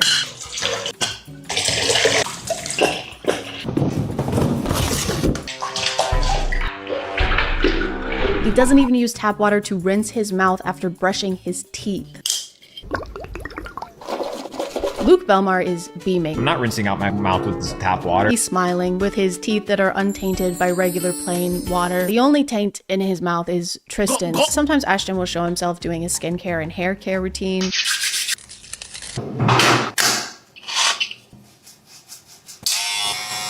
Hey, do you want it to grow or not? These two things just canceled each other out. I'm getting mixed signals. He just row gained and then row lost. He also uses Sensodyne toothpaste, and there's nothing wrong with that. I just feel like maybe his teeth would be less sensitive if he didn't constantly expose them to iced water. After Ashton is done waking up in the mornings, he usually goes onto his balcony to drink more water. My favorite part of this is when he squats after finishing his push-ups to drink more water, because the wind moves his pant legs around, but when I first saw it, I just thought his legs were shaking. Yep, just finished doing push-ups for 16 minutes straight. That is actually literally gonna make my legs hurt tomorrow. One of the weird things about Ashton's content is how his wife is included in it. Actually, it doesn't even feel right to use the word included because she's not included. It's just her hands.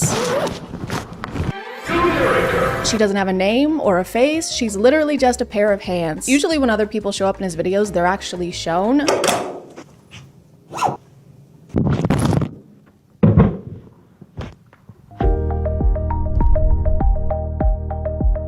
But not her. She's just here to serve. She brings him water to dip his face in, obviously. She serves him his meals and he doesn't even look at her. Thank you.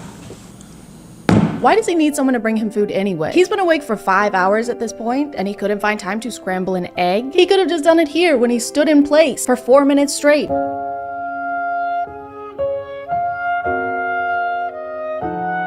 He could have just stood in front of an oven instead, or a stove. I mean, can you cook eggs in an oven? I don't know. My wife makes them for me. His wife's hands also pick up his messes. They clean up after him. She cuts up his bananas so he doesn't have to eat them the gay way. She even has to dress him sometimes.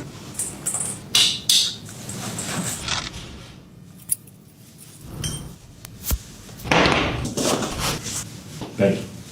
The way these are filmed makes it seem like he is a knight preparing for some kind of jousting tournament, and she's a squire. She's just there. Your chain, sire.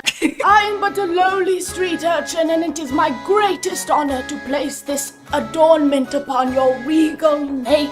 break a leg, break both, I fucking hate you. And this is definitely intentional. He definitely wants to come across as if he is basically royalty, with people escorting him places and carrying his stuff for him. He even has his wife draw him a bath.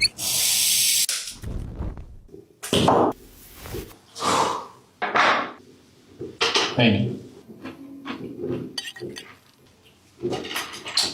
And it works. He definitely comes across that way. He does seem like he's royalty because he's a little princess. Ashton is also a self-acclaimed fitness coach, so he shows us a lot of his workout routines. And I say self-acclaimed because literally anyone can say they're a fitness coach. You don't have to have any kind of certification to say that. You also don't need any kind of certification to have an app where you sell fitness courses for $20 a month or $90 a year. You can just do that. Fitness coach. Yeah, he's fitness coach into the back of his car.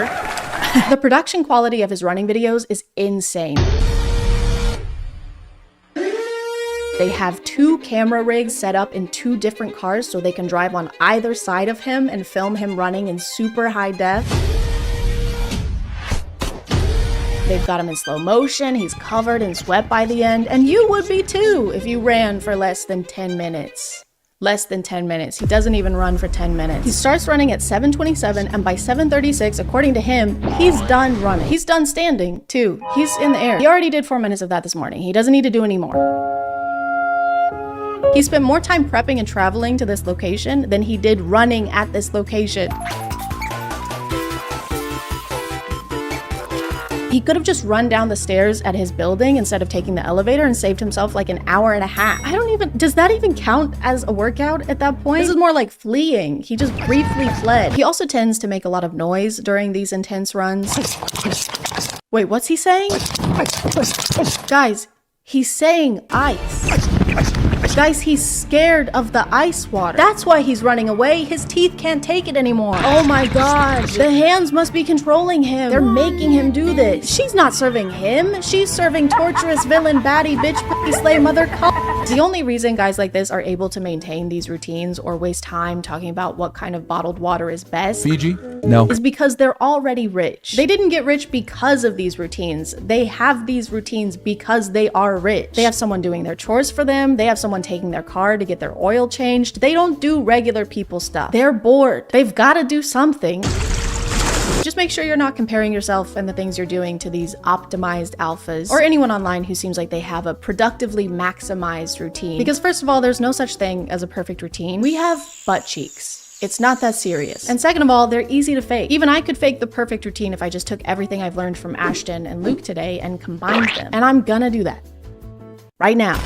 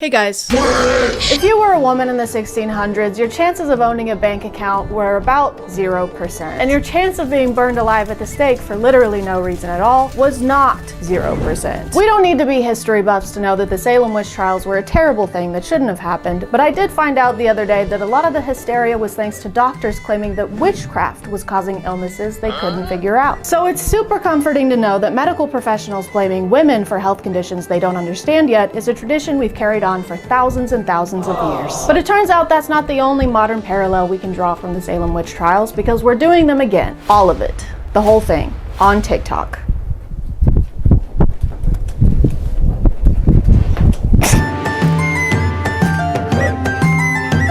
We may not be putting people on legal trial for witchcraft anymore, but that's not going to stop the internet from throwing allegations around. Makeup is witchcraft. I said what I said. Anytime you have to start trying to cover up and reconstruct your face with different powders and blushes and... She's wearing lip gloss as she says this, by the way. Lips don't shine like that on their own, by the way. She also keeps mentioning Transformers in this video. We got the men, you know, these Transformers, they out here looking more feminine than the women. And I don't really know why. Like, what does putting on a little mascara have to do with the battle between Autobots and the Decepticons? I like how we constantly hear variations of this on how makeup shouldn't be allowed because it changes our appearance too much. You don't look like that for real. With the makeup on and with the makeup off, you look like two completely different people. You're transforming. It's witchcraft. Like, okay, since when is changing how something looks a bad thing? Does she also hate it when people paint a room? Whatever you do not renovate your bathroom around this lady. She's gonna freak the fuck out. A lot of these videos frame witches as being this kind of secret agent whose mission is to infiltrate the church. Okay, this is gonna sound crazy to some of you, but it needs to be said because it's real. Why did she slap us like that? What did we do? Does she think we're witches? There are real Satanists from cults and real witches from covens that have been sent on assignment to your church to collect spiritual intel and to release curses. According to her, witches are the ones to blame for many things happening within the church, like sickness. And then everyone's confused, right? Like, why is there so much sickness? Why is our worship team always burn out? Why does it always feel so heavy when we're together? Divorce. Why is there so much divorce? Being poor. Why is there a lack in finance? Why is this happening? Why is that happening? The idea of seeing so many people struggle right now, you know, with the economy and other things. And the only thing you can think to blame for it is a secret agent witch. Cody Banks, if he was a witch. This just feels like a way to ignore the root cause of these issues while also shifting responsibility away from the church to actually do anything about them. Oh, there's a family in our church who can't afford groceries this month? Yeah, it's pretty sad. If only there was something we could do. You could, like, buy them groceries? Something we could do about these evil witches. She also lets us know that witches are sometimes sent after specific people. There was a witch that was sent on assignment against me. She saw my testimony. She got smacked by the glory of God. She repented,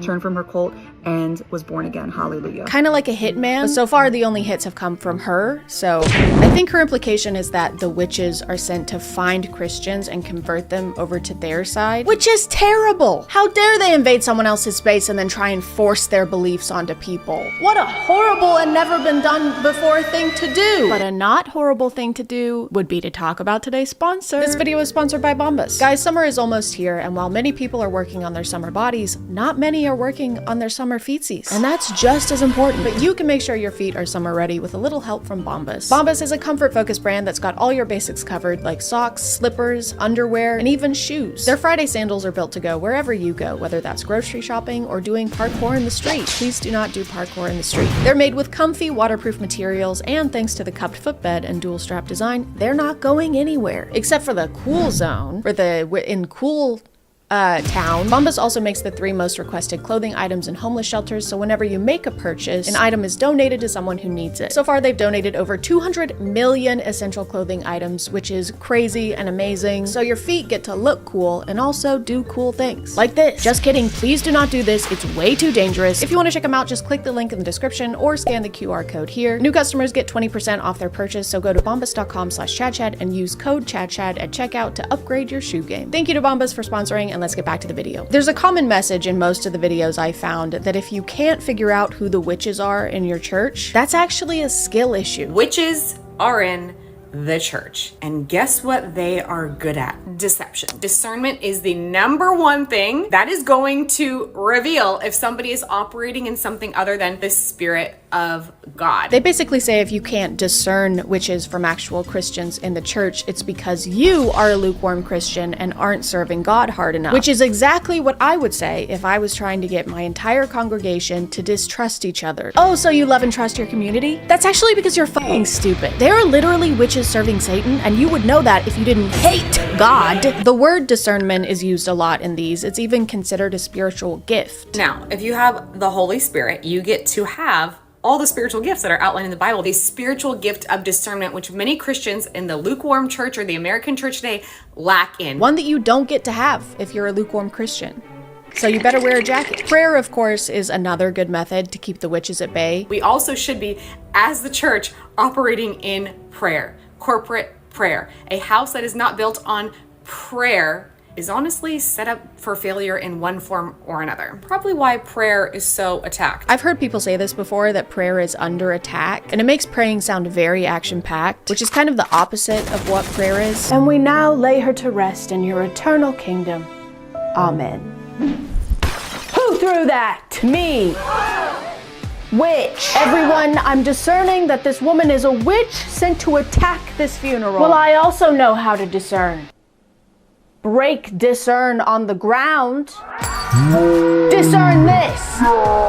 Apparently you don't even have to be a witch to be practicing witchcraft. Now, sometimes people aren't actively participating in witchcraft and going to church and trying to do all these things. Sometimes they're operating in manipulation and control, which is still witchcraft at its lowest, simplest form. Is control and manipulation. Hang on a second. Are you telling me my ex-husband was a witch? No wonder he was always flying off the handle. The broom handle?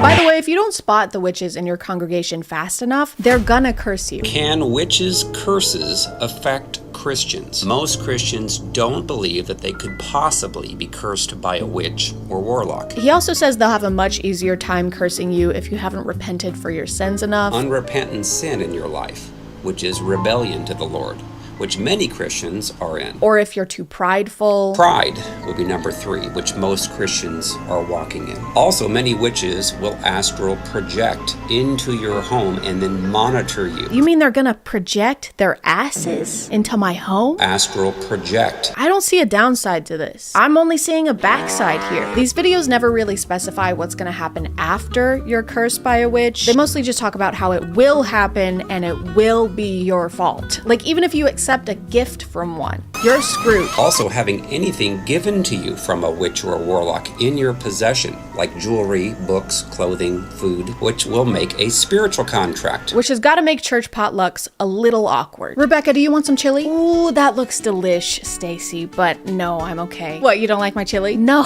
I just couldn't. I'm on a new diet. It's very low cal. I don't want your fucking chili, okay? Why, because you think I'm a witch? No, it's because your chili tastes like fucking ass, Stacy, okay? But on the other hand, if you aren't getting cursed by a witch, it's because you're not enough of a threat to Satan, aka you're still not doing enough for God. If you have not felt any witchcraft, then you're most likely not a threat to Satan's kingdom, and you're not doing much for God. So it's bad if you get cursed by a witch, but also bad if you don't get cursed by a witch. Damned if I do and damned if I don't. Me, when I'm a beaver and I'm trying to decide to go to work or not, their qualifications for someone being a witch are also so broad that they can be applied to literally anyone. And they're never actually describing someone who practices witchcraft. They're just describing the supernatural Snow White and the Seven Dwarfs version of a witch. What does a witch in the church look like? They will usually dress very conservatively, so you would never guess that they're a witch. Oh, dressing modestly means you're a witch? You mean the thing that the church has been telling women to do since forever? Put some clothes on, whore! Okay. Take some clothes off, you witch! Okay. Does this mean that the Duggars are witches? Is that why they had so many kids? So they can Hansel and Gretel them? That's why they've always got the kids cleaning the kitchen, so they can trap them in the oven, like the Visit. Extremely good at acting godly, give you words from God. They want to put their hands on you in prayer. Their laugh can sound like a cackle. So if someone dresses modestly, or appears to be a good and godly Christian, or just has a kind of funny laugh, that means that they're a witch? You just incriminated about 95% of any congregation. You just described Seth Rogen. Seth Rogen is a witch now. This is what I mean, dude. Whenever they're describing the big, bad, scary witches, they're actually just describing regular people that we encounter every single day. These witches are using biblical language. I just came across this lady on TikTok, and gorgeous, so pretty. And that's always something that I note. If someone's beauty is very exaggerated. So when someone is beautiful, that makes you suspicious of them? Oh wow, you are so pretty. Oh, thank you. Too pretty. But then my spirit was like, this doesn't sound right. And I went to her page and I was looking at her stuff, and nothing was outwardly witchy. Like, she didn't say she was a witch. There was no like information that gave specifically witch. So you saw a woman on TikTok who wasn't a witch, whose account had nothing to do with being a witch, and by your own admission had nothing outwardly witchy going on, and yet you still came to the conclusion that she's a witch? And I go to her link in her bio, and I'm like, oh, this is like heavily Christian language. And I said, okay, witchcraft confirmed. I wonder where we've seen this kind of thinking before. I wonder if there's any other times in history where women have been labeled as witches despite there being no evidence to back those claims. Their explanation of witches are so dramatic and demonizing that it kind of feels like the Santa Claus for church-attending adults. The best protection against witchcraft is to forgive everyone. Humble yourself from all pride in your life. Repent for your sins. If you're good all year and on your very best behavior, then the big bad witches can't project their asses into your room and tell God that you're watching OnlyFans models twerk on dildos shaped like tentacles, okay? It's definitely a type of fear-mongering, but to what end? Like, what is the point in doing this? I'm not actually asking, I just said that for a segue. I know what the reason is. Money! Wow, what a surprising surprise! They're all doing this to sell something on the internet! I have a book called Freedom from Soul Wounds and Demons. Not only is he selling a book that teaches you how to protect yourself from witches, he's also selling an online course. Of course! Of course he is! This creator is also selling an online course, which is really funny because of this. Child, as I'm reading the descriptions, she's like, this course is to help you, find the power within. So this is your daily reminder that the witches are getting really good. So you saw her selling an online Christian course and decided that that conclusively proves that she's a witch, when you yourself are also selling an online Christian course and a book. These people need to stop writing books and start reading them. Please, touch book. This creator also falls into the selling an online course category, but she belongs in a special subcategory that I found and like to call used to be a witch but then became a Christian and isn't a witch anymore, but now they spill all the insider secrets and all the hot goss about being a witch as a career now on the internet. It's a working title. I didn't really feel weird about Halloween until I got delivered of demonic spirits. It glorifies demons. It glorifies darkness. It glorifies and celebrates death. It's actually disgusting, some of the Halloween decor that I see on people's front lawns. I can't believe that. How could we put that in our front yard? You don't like when death is celebrated or when imagery involving death is in people's front yards. You're gonna hate Easter. Wait until I tell you about what happened on the cross, dude. You know, the one that people put in their yards and on their bodies and in their churches? This subcategory is mostly people claiming that practicing witchcraft made them a horrible person, while also sounding like they know nothing about witchcraft. She said, my husband had an affair with a woman at work. How much you charge me to destroy her? Holy shit, it's an actual witch hitman. Oh no, it's Agent 666. Wingardium Levio, kill that bitch. Okay, if your husband is cheating on you, don't hire a witch to kill that woman. Hire a witch to kill your husband. How much you charge me? I said, I charge you $10,000. This story is so unrealistic. You're telling me you agreed to kill someone for $10,000? That's it? That barely even covers the cost of materials. Have you ever bought a coffin? That leaves you with like $1,000 profit, max. Guys, who the hell is Max? This grift relies on engaging a Christian audience by demonizing non-Christians. So of course he has to pretend like when he was a witch, he actively hated all Christians. She said, by the way, she's Christian. I said, well, I do it for free. It's like in God's Not Dead, when the only way they can portray an atheist character is by making them the evilest person alive. Oh my god, a puppy! I fucking hate those things. Wow, look at this gorgeous sunset. It makes me sick. Oh my god, is that premarital sex? I fuck with that heavy. I bought a coffin, I bought 21 candles, I put everything together, and the devil comes in. I could feel his presence coming. She said, how God said to leave her alone. She can't be touched. Anyone who believes in a god can't be assassinated by witchcraft. Good thing that's a pretty niche demographic. Hey, if you ever have anyone you want to get rid of, just let me know. Oh wow, thank you. Unless they like the color blue, okay. Or if they've ever stubbed their toe on something, right. or if they've ever played or not played the video game Minecraft can do it. So I was a practicing witch for 10 years, was involved in black magic, rituals, seances, you name it, I was doing it. I like this one a lot because the pictures she uses to prove she used to do witchcraft are just her wearing eyeshadow and of her smoking. Girl, if that's all it takes, I think we all have practiced witchcraft, especially in 2016. I'm gonna tell you the top 5 ways that the devil deceives Christians into continuing to practice witchcraft even if they've renounced the outward practices that seem more apparent. Number 1, rebellion is witchcraft. So this is rebellion to your husband. Rebellion to your husband is witchcraft? Is it? Is it really? You know what? If you want to head back to the 1600s when your husband could get you thrown in prison for not making his bread crispy enough, you go right ahead. Enjoy wiping your ass with straw. And bubonic plague. Videos like these and ones that share experiences with witchcraft all have the same purpose of painting witches as these monstrous, comically evil characters that only exist for them to prevail upon. We had a witch come into our meeting and says, I'm more powerful than Jesus. And I said, oh, that's interesting. And I went over and said, hey, you doing okay? And he says, no, I can't move a muscle in my body. He says, what's going on here? And I said, well, there's someone that's more powerful.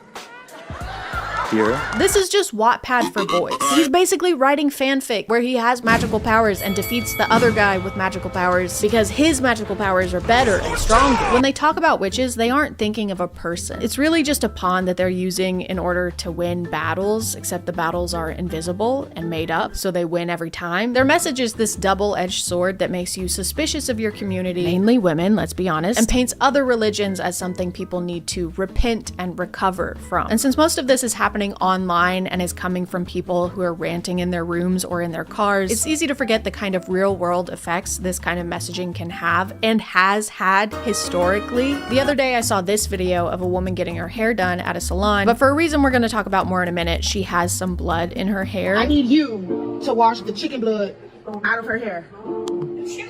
Wait, why do you have chicken blood in your hair though? Which is not something that I would personally want to wash out of someone's hair if I was a hairdresser. But these are her friends, they're her regular hairdressers, and they did. They show her transformation at the end, and she looks amazing. Her new hair is clearly giving her a confidence boost because she's smiling and she's glowing. So imagine my confusion when I looked in the comments and saw this. In the name of Jesus, I rebuke any negative energy from this video. Witchcraft is real! That was a destiny swap spell for sure. That was 100% a fate swap. She took someone else's life to better hers. I don't know witchcraft, but I know Jesus, and that isn't right. Nobody's talking about how she looks so drained in the beginning of the video, but at the end, she's literally refreshed. You mean like how people go and get their hair done, and then afterwards they look refreshed because they just got their hair done? Let me not start talking about the pasta ritual that some women do. I don't know what that means. Is that like when you go to Olive Garden and you eat the Alfredo tortellini dish, and it's really, really yummy? I like that ritual. That's a good ritual. People on TikTok immediately started labeling her as a witch, saying that this was some kind of witchcraft where she was trying to swap fates with someone. That bitch is a witch. That's witchcraft. That's evil as fuck. But worst of all, claiming that she had cast a spell here that caused the death of her friend's child. The stylist who washed the chicken blood out of her hair, her baby girl passed away not long after that. That is how dangerous this is. That is how immoral and evil this stuff is. This video is what inspired me to talk about this because unlike the other ones I've shown, this was directed at an actual person. This was a literal modern day witch hunt. She's gonna pay for that. The woman who done that is going to pay for that. In reality, this woman practices Santeria, which is a religion that started in Afro-Cuban communities. She made a comment explaining this and that the blood was there as part of a protection ritual she was doing for herself because she was about to go on a trip, which has now been deleted because people were harassing her and accusing her of causing the death of one of her loved ones. And on that day, all I got was a hair rogation. A hair rogation is completely harmless. It's just a head cleansing for like protection. And an animal of choice wasn't even a chicken. I'm not evil, I'm not no demon. I'm not out here trying to get nobody's soul. I'm not sacrificing anything. This is extremely demonic.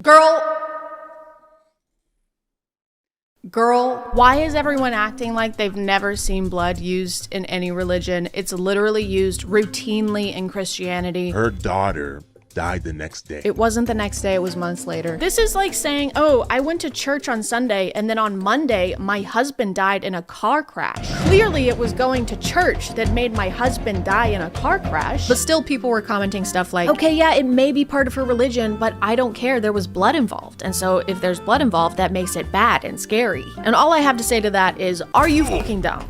Are you fucking dumb? Are you fucking dumb? Are you fucking dumb? Are you fucking dumb? Are you fucking dumb? Are you fucking dumb? This is full-blown demonic, and it is not of God. It's not of your God. And you always got to pray. Guess what praying is?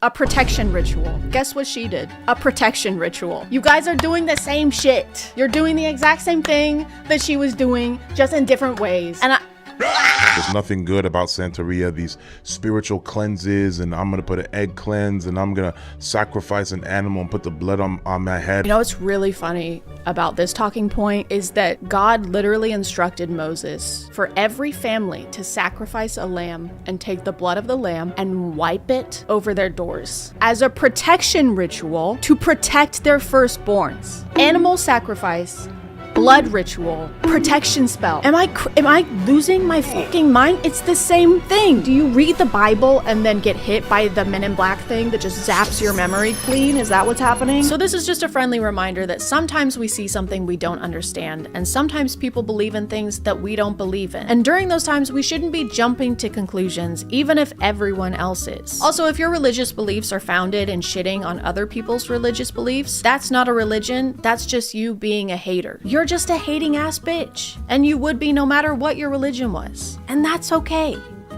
I mean, it's not, but that's what it is. Anyway, guys, I've got to go fly over El Monte because my friend whose name is Hotel Transylvania needs a ride, so I'll see you next time. Which spotted flying on a broom with a body hanging in El Monte. That looks like people on a broom. It's Hotel Transylvania.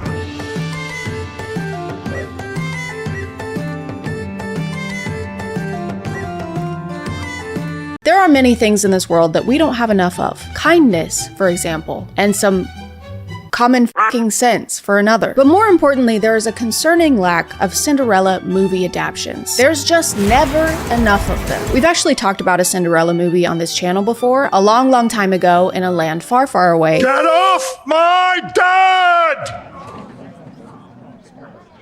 And now we're gonna do it again because they keep making Cinderella movies again. I actually found this one on YouTube, but it isn't your typical Cinderella story because it's about Cinderella in the Caribbean.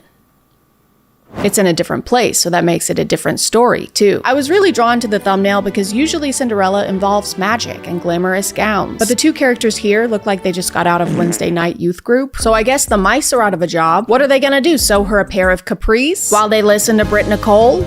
Or Brie Nicole? Our Cinderella in this version is named Ashlyn, not Cinderella, not Ella. There's actually no reference whatsoever to the name Cinderella, and if you thought there would be, that's crazy. Why would you think that? What's wrong with you? Ashlyn is a hardworking, full-time student who also interns at an elementary school and also works for an accountant in between classes, just in case you thought she wasn't working hard enough. I like that in order to communicate that she's a good person and a likable character, they have to make sure that she has no time for herself. Look at her! She works 24/7 and can barely afford to rent a studio apartment.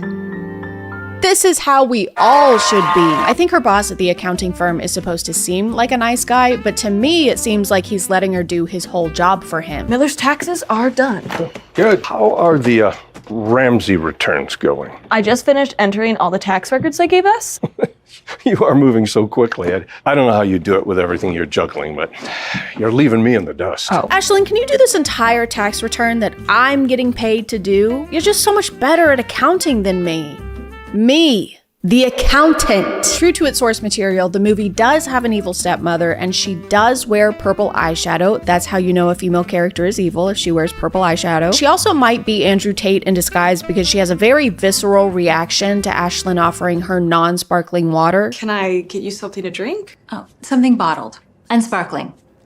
I have tap water. Ew. Which would make sense since they're both known for treating girls like servants. Her stepmom is having a destination wedding and really wants Ashlyn to come, which is confusing because up until this point, her stepmom has apparently wanted nothing to do with her, but she refuses to take no for an answer. Do you know how much tuition costs? I have to work, so I'm able to afford. What have I paid for your tuition? She's even willing to pay thousands and thousands of dollars in tuition so that her stepdaughter, who she hates, will come to her wedding. She explains that family is important to her fiance, and that's why she wants Ashlyn to come so that she can meet him and his son, which actually explains nothing.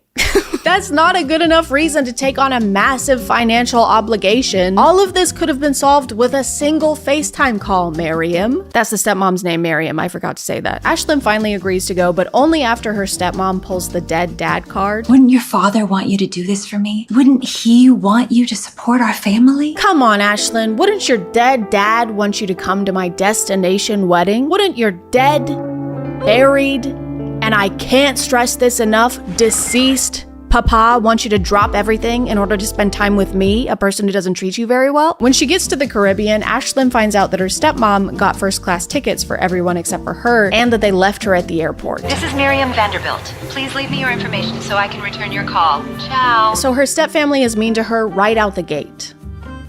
The airport gate. Just a little gate humor for you. Didn't want to gatekeep, wanted to gate give. You know something else that shouldn't be gate kept? Is today's sponsor. This video is sponsored by Bombas. Bombas is a comfort-focused brand that makes comfort-focused socks, slippers, shoes, and much more. Chances are, if you look at my feet on any given day, you'll find a pair of Bombas socks on them. It'll be a little strange that you're looking at my feet, but that's what you'll see. Bombas spent literal years testing their products for durability and comfort, and it shows, especially in their Friday sandals. These guys are built to go wherever you go this summer, rain or shine. Emphasis on the rain. It won't stop raining here. It's been weeks. I miss the sun. Is there a Mr. Sun? If there is, can you tell him to get back to work? They're super lightweight and have a cupped footbed to keep them from slipping off, plus a hexagonal pattern on the bottom to keep you from slipping off the ground, because it's still raining. It won't stop raining. But I think the best part of Bombas is the fact that they've donated over 200 million essential clothing items across all 50 states to people experiencing homelessness. One item purchased from Bombas equals one donated, meaning your feet look good and are also helping to do good. So if you want to check them out and upgrade your shoe game, just click the link in the description or use the QR code on screen and get 20% off your first purchase for new customers. Thank you to Bombas for sponsoring, and let's get back to the video. Her family is staying in this super nice villa, and Ashlyn is forced to stay in a room that everyone else acts like is gross and insulting, but really is just a normal looking room. Mom thought you'd feel at home in this room. Thanks. Whoa, this room is cozy. Is it one of the housekeeper rooms? We meet her step-siblings, Jerry and Fiona, and all you need to know about them is that they are stupid. They are very dumb and they don't know anything at all. I'm a sports statistician. You misspelled statistician. Whoops. They also immediately start treating her like she's a servant. Dinner will be ready soon and the table needs to be set. Get to it. Because this is a Cinderella movie and they need to stay true to that part of the story, I guess. Even though it doesn't really make sense because Ashlyn is an independent adult who doesn't live with them and has no reason to just do whatever they say. If anything, Ashlyn should be the one telling her stepfamily what to do because they needed her here badly enough to pay for her entire tuition. But asking Ashlyn to do chores is really the meanest thing they do consistently. You forgot the silverware. Oh, this won't do. Ashlyn, clean up the pool, will you? It's not like they're locking her in a room or anything, which again, when you consider that she's getting her entire tuition covered, that doesn't seem like that bad of a deal. Ugh, I can't believe I have to take out the trash like twice while I'm on vacation on a beautiful island in exchange for not having to take out student loans. God, I hate my life. We finally get to meet our Prince Charming, but instead of ruling a kingdom, he's ruling the grill. And when he and Ashlyn see each other for the first time, she's so starstruck that she completely forgets how to speak and how to hold a fork. Oh. Hi. Sorry, Hi. I'm Noah. Ashlyn. Welcome. And then he helps her set the table so they can eat their kebabs. Now that's what I call a meet cute. Jojo Siwa dance. What does Jojo Siwa dance mean? I wrote this script a while ago and I have no idea what this means. I don't even know a Jojo Siwa dance. That's not right. Jojo Siwa dance. Okay, I got it. Noah is a structural engineer and says that he likes it aside from all the math he has to do, and Ashlyn jokes that she too has a dislike for math. I would have avoided anything that involves too much math. Which would be a totally fine thing to say if she didn't actively work for an accountant. Oh, I work for an accountant. They explain this away by her essentially saying, yeah, it's a tax accountant though, so it's not like real math. It's a tax accountant. I mostly record numbers, data. It's nothing I really have to stew over. Girl, you're calculating and filing people's entire tax tax returns. And now you're admitting that you do it without using math? Hey, I just finished filing that tax return for the massive company. Oh, that's great, Ashlyn. Thank you so much. Sure thing. Here you go. Ashlyn, this is a drawing of a boomerang? Yes, you wanted a return. Ashlyn, we can't submit this. The deadline is tomorrow. Oh, come on. I'm sure Toys R Us Incorporated will be just fine. Bruce, the evil stepmother's fiance, even though she hasn't really done anything evil so far, she's been pretty chill, honestly. Her fiance wants to get to know everybody better, so they play a game where they have to guess information about another person. Favorite sport? Oh, that's a good one for you. Basketball. Baseball. Going with basketball too. Football. Football. That's it. I got it first. Of course, Ashlyn knows everything about her stepfamily because she's the good one, but her stepfamily knows nothing about her because they're the bad ones. At one point, they need to guess what her favorite hobby is, and no one has any idea. Painting. Cleaning. Reading? Crocheting. No, I don't know how to crochet. I thought I'd get it for sure. So Prince Noah decides to guess fishing. I know what mine would be, so I'll go with that for a shot in the dark. Fishing? And he gets it right? Yes, actually. Her hobby also happens to be fishing, even though she hasn't talked about fishing this entire time, or made any references to fishing, or hinted that she might be into fishing. Also, why would he guess his own hobby? Like, I know he just met her a couple hours ago, and he barely knows anything about her, but he does know that she's going to school to be a teacher, so why didn't he guess something like reading, or sending people to the principal's office? The evil stepsister Fiona is also into Noah, so she gets jealous of Ashlyn if he so much as glances in her direction. Fell in love with fly fishing, but it's hard to find the time. I know what you mean. Okay, moving on. So this movie is about two women who want to date a guy who's about to be their legal stepbrother. They're having an incest off, where the winner gets to do incest. Yay! They also barely leave this villa, and whenever they do, the shots look like stock footage. So when I was watching this movie for the first time, I've seen it like 5 times now, I looked up one of these shots and found the stock footage online. So I watched the rest of the movie thinking that they're just in the US somewhere and they're using stock footage to make it seem like they're in the Caribbean, because that would save them so much money on traveling and booking locations. But after I looked into it some more, I found the villa they're staying in, and it actually is in the Caribbean. And that confuses me even more because they actually were in the Caribbean, but chose to show so little of it and film 97% of the scenes indoors. One of the rare times that they do leave, they visit this bird sanctuary where Fiona makes Noah hold her hand and doesn't know what birdseed is. Here, Noah. I'll share with you. Oh, thanks. Do you want to just hold it yourself, or? This is fine. What is this? Bird feed. What are these seed-looking seeds that we're feeding to the birds? Birdseed? Ew! They're only there for a couple minutes before heading back to the villa where the guys have this conversation. Any good games done? Football? Excellent. This sounds like an exchange between two aliens pretending to be human men, but neither of them know that the other one is an alien. Did you see the sports game last night? Yes. Sports. Excellent. Egg salad.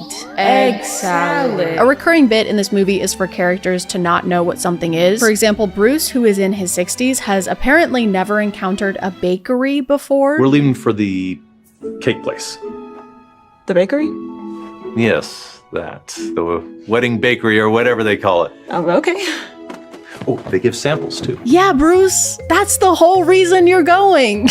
You know, to try cake for your wedding? Does he know he's getting married? Has anyone told him? While they're at the bakery, Ashlyn and Noah bond over a very deep, very layered conversation. Wish this had more frosting. Really? Yeah, I prefer a 1-to-1 ratio of cake to frosting. That sounds delicious. Horrifying. You can't taste the cake with all that sugar. Well, that's why you also have fillings. That part sounds good. This conversation about cake goes on for 3 minutes. I am not kidding. I love a vanilla cake paired with passion fruit. Well, I'd love for this scene to end. Holy fucking shit. Throughout their trip, Ashlyn's stepmother is constantly pulling her to the side and telling her she's doing something wrong, like she's not smiling enough or she's talking to Noah too much. You're not being very nice. What do you mean? I don't want Bruce feeling like you're against this wedding. I'm not. Then stop being so morose. You need to watch yourself. Why? You're here to be a part of the family, but don't get too comfortable. Like, with Noah. She also tries to exclude Ashlyn a couple times so that Fiona and Noah can spend more time together. In fact, she's actively trying to help Fiona get together with Noah. Do you have a crush already? He's gorgeous. You can't blame me for noticing. Give it time. Maybe don't do that. Maybe if one of the roadblocks you're hitting while trying to woo your crush is that they're about to be your legal step-sibling, you shouldn't be giving it time. You should be serving it. The next roughly 15 minutes of the movie is dedicated to the family going on a boat. We get to watch them have the idea to go out on the boat and then ask who else wants to go on the boat and then hear everyone's reasoning for why they don't want to go on the boat or why they do want to go on the boat. And then we watch them go fishing on the boat while they talk about other times that they went fishing on a boat. And then they take the fish that they caught while they were on the boat back to the villa and they talk about how they're going to prepare the fish for dinner so that they can eat the fish and talk about being on the boat. Fiona sees Ashlyn and Noah walking on the beach and gets very upset. So she sneaks into Ashlyn's room and deletes the research paper she's been working on this entire trip.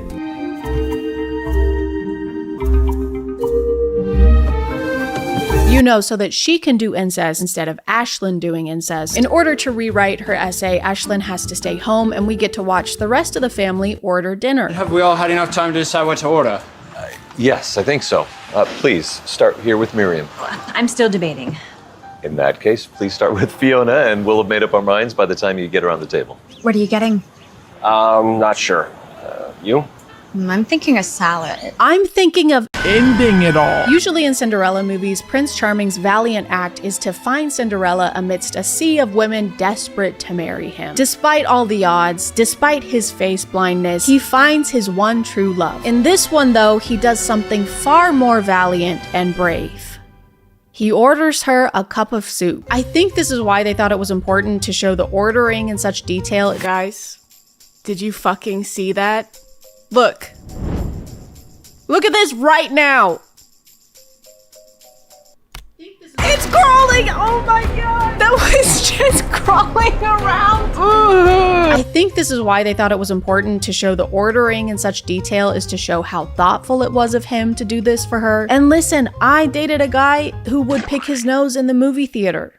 So I'm no expert in high standards. But isn't this just a decent thing to do? This is something that a friend should do for you if you can't make it to dinner. Why is this the grand romantic gesture of the film? Unless you've got a glass slipper or $1 million hidden under there. Get that soup out of here, you bisque.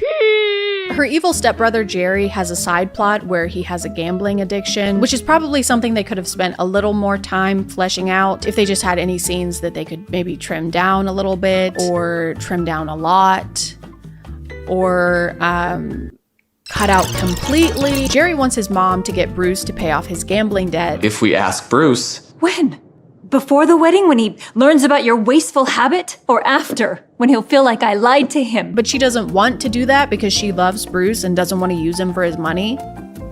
What an evil bitch. Noah begins to pick up on some subtle hints that Ashlyn's stepfamily treats her a little poorly. Dad, there's something that's been bothering me. Okay? What? Have you noticed how Ashlyn is treated differently than Jerry and Fiona? Meanwhile, her step-siblings have spent the entire movie looking at her like this. Because of this and her stepbrother's attempt to get money from Bruce, the wedding gets called off. At this point in the movie, I'm expecting this to be your typical main conflict that's gonna get resolved within the last 5 minutes, and mostly everyone is gonna live happily ever after. However, I forgot that this movie hasn't made sense so far, so I don't know why I thought it would start to. Then. Vipers.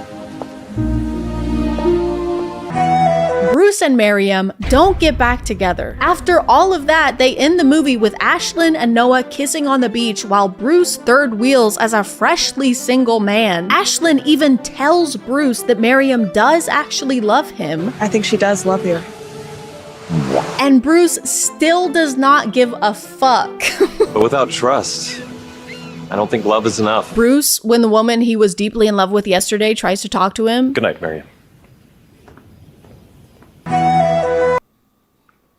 I think the movie wants us to feel satisfied that Bruce and Miriam aren't getting married, but it's really hard to do that when all Miriam did was offer to pay for her stepdaughter's tuition, ask Ashlyn to clean the pool and run a couple errands, and have a son with a gambling addiction. It's like they assigned her the evil stepmother role and then forgot to have her do anything actually evil, and then they expect us to be happy when she loses her fiance. The accountant was more evil than her. I was so unhappy with this ending that I looked up the studio that made this movie and realized that this is a regular thing for them. They just make movies about white people going on tropical vacations, or white people going to Spain, or white people going to Istanbul, or white people going to, and I think this is pretty genius. I also want to do things that I already wanted to do and find a way to make them tax deductible.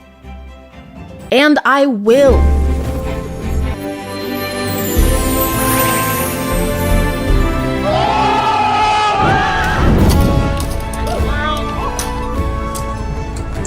It's a tax write-off. It's a tax write-off. It's a tax write-off.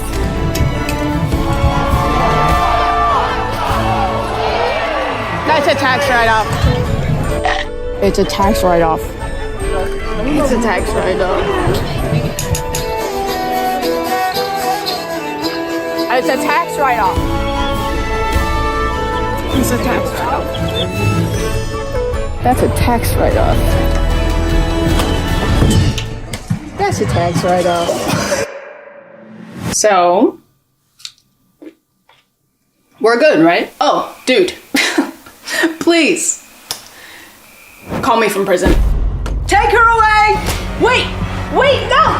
It was a tax write-off! It was a tax write-off! Wait, my shoe fell off! Wait, I got my fucking shoe! I'm gonna call it there, guys. Thank you for subscribing, and if you are still here, thank you so much for watching. I appreciate you clicking. During Pride Month, too? That's messed up. Anyway, while we're here, might as well talk about clothes, specifically these ones that you can get here at this website, because they're my merch. They are my merch. I don't know why I said that like it was a question. It's not a question, it is my merch. Here's this design, and this design, and there's also that design. Wow, look at that design. Here's some pictures and videos of me wearing the shirts and looking really good in them because they look really, really good after tomorrow when I've gotten my hair done and it doesn't look like deep fried straw. And if you wear them, it'll make you very cool. I'm sure you're already cool, but these will make you twice as cool. These will make you cool. Anyway, that's the merch, that's the announcement. Now we can get back to it. Fine, we can look at it one more time, since you insist, since you insisted.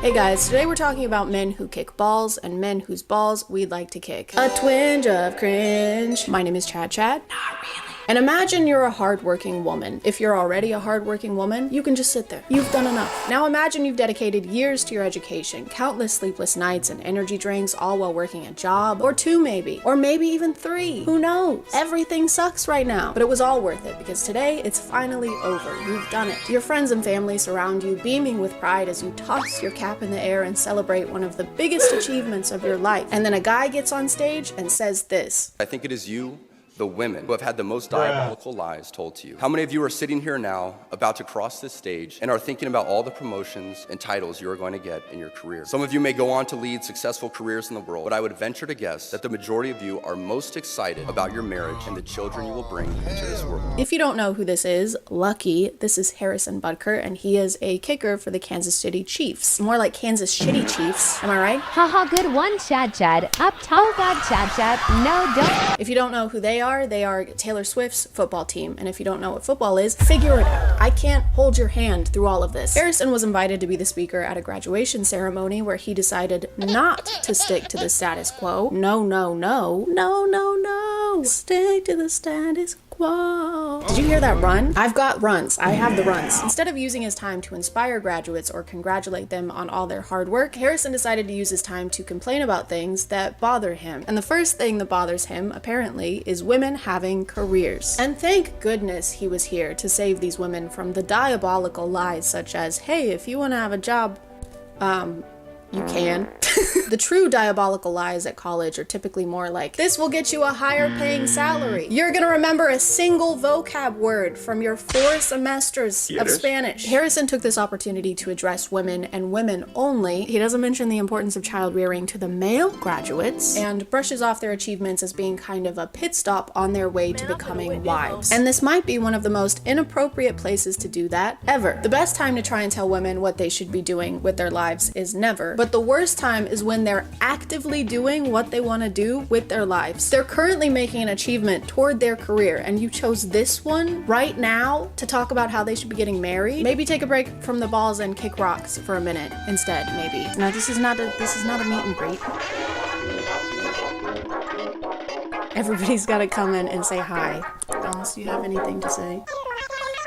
This video is sponsored by Raycon. Raycon is an expert in giving us the audio quality we expect from the big guys without the big guy price tag. I've had my everyday earbuds for years at this point, and they're great, which is probably why they've sold 3 million of them. But now Raycon is launching the new and updated version of the everyday earbuds. They're coming in a new variety of colors, like this purple one. This light kind of purple is my favorite color right now. It's like they're reading my mind. Get out of there, Raycon. They've also got ergonomic design to fit whatever kind of ear you have. Big ear, little ear, medium little ear, plus a 32-hour battery life and the new quick charge function where just 10 minutes of charging can get you 90 minutes of battery life. They're also waterproof and sweat resistant, so you can wear them while working out. I like listening to music while I get groceries because otherwise I get stressed out by the noises and I can't get groceries. Luckily, these have active noise cancellation, so I can block all of that out, and if someone tries to talk to me, don't. But also I can toggle to awareness mode so I can hear my surroundings very briefly, we hope. If you want to check them out, just click the link in the description or go to buyraycon.com/ChadChad to get 15% off your Raycon purchase plus free shipping. Thank you to Raycon for sponsoring, and let's get back to the video. I'll talk to Harrison all year long, man. I just let him do his thing. I'll talk to him. Go say hello. It's not like in the lunchroom. You say hi in the lunchroom? No, we sit right beside each other in team meeting, and I don't say one word to him, only before the season and after the season. That's the only time I talk to him. I think this is just a variation of the podcast effect where something takes hold of some guys the second they touch a microphone. It's like they've never spoken out loud before and they need to get it all out in that moment while they have the opportunity. All right, thank you. Thank you all for being here at my wedding or baby shower, I don't know. Anyway, this reminds me of how much I hate chunky peanut butter. If I wanted to eat peanuts, I just eat peanuts. Honey, could you talk about our love, maybe? This reminds me of how much I would love for women to never speak again. He makes a comment about how his wife's life didn't begin until she married him. I can tell you that my beautiful wife, Isabel, would be the first to say that her life truly started when she began living her vocation as a wife and as a mother. Which makes it sound like women are mindless NPCs just hovering in a market somewhere until you propose to them with a mermaid pendant. I need Harrison Butker to know that I love my kids, I love my husband, but my life ended when I had them. It's pretty conceited, I think, to imply that your wife's life didn't exist until she was legally bound to you. Before we got married, before my wife had the opportunity of marrying me, she was hovering in this dark plane of incommunicable nothingness. Oh, where is my husband? Won't anyone wed me so I can see the skibbity toilet and taste the watermelon ice disposable vape? I'm beyond blessed with the many talents God has given me, but it cannot be overstated that all of my success is made possible because a girl I met in band class back in middle school would convert to the faith, become my wife, and embrace one of the most important titles of all, homemaker. After telling us how talented he is, he attributes his success to the fact that his wife is a homemaker and primary educator of their children. Oh, hell no, man. What the fuck? It's fine, I don't care. And I've noticed that a lot of husbands like this don't bring up being a homemaker unless it has to do with them and their own success. It's almost as if what they appreciate most about their wife's hard work is the fact that it's helping them do the actually important hard work. The important man job, career man, work stuff, sport stuff, important stuff. Well, I've just gone and had a little observe of his Instagram, and are you noticing anything? And when I say anything, particularly, are you noticing said wife, mother of his children, in a single post? It's not so much I'm proud of her for what she's accomplishing, it's more I'm proud of her for what she's helping me accomplish. Me, the man who does the man job, sports stuff, work stuff, important stuff. But what she's doing is also work. You two just have different jobs. Except hers is raising future members of society and yours is kicking a ball between two sticks. Sometimes, in Harrison's case. And Bucker is hooking and hits the post for the lead. No good.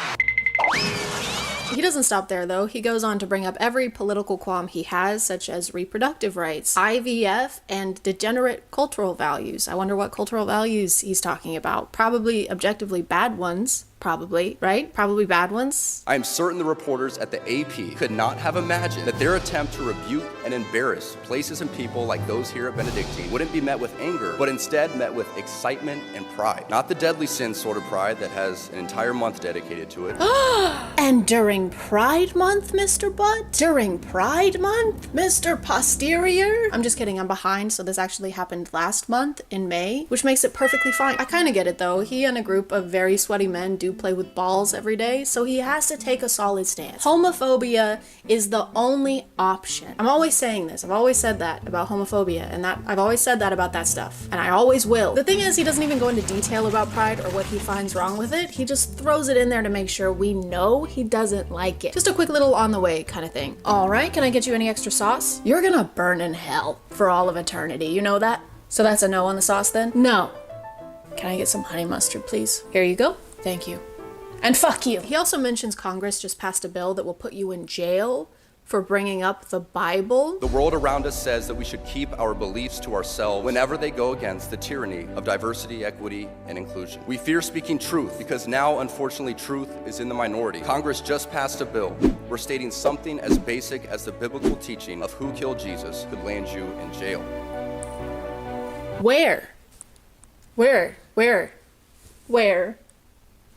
Guys, we're in the minority. Guys, they want to put us rich white men in jail. Nobody likes rich white men anymore, guys. What are we gonna do? This entire speech feels like he doesn't know where he was gonna be giving it. It's like someone told him he was preparing for a presidential debate or something. And for my first act as president, I'll be making every man grow a beard like this, like I have. And you can't tell men what to do with their face. That's ridiculous. Well, can I at least tell women what to do with their ovaries? Oh, yeah, that's fine. My name is Mr. Butt, and I approve this message. People started wondering about the process of inviting Harrison as a speaker and why no one reviewed his speech beforehand. And I was wondering that too until I realized that this speech was being given at Benedictine College, which is a private religious school in Kansas. You also have to keep in mind this was at a Catholic and conservative college. So a lot of the men were like, yeah. Not only did it seem to get little to no negative feedback from the crowd, it apparently received a standing ovation. Some of us did boo. Me and my roommate definitely did. There was a standing ovation from everyone in the room, except from me, my roommate, and about 10 to 15 other women. I still have no clue why he specifically was asked to speak. He didn't attend this college, he was never a student, and he even admits himself at the beginning of his speech that he's not a professional speaker. And I felt that one graduation speech was more than enough,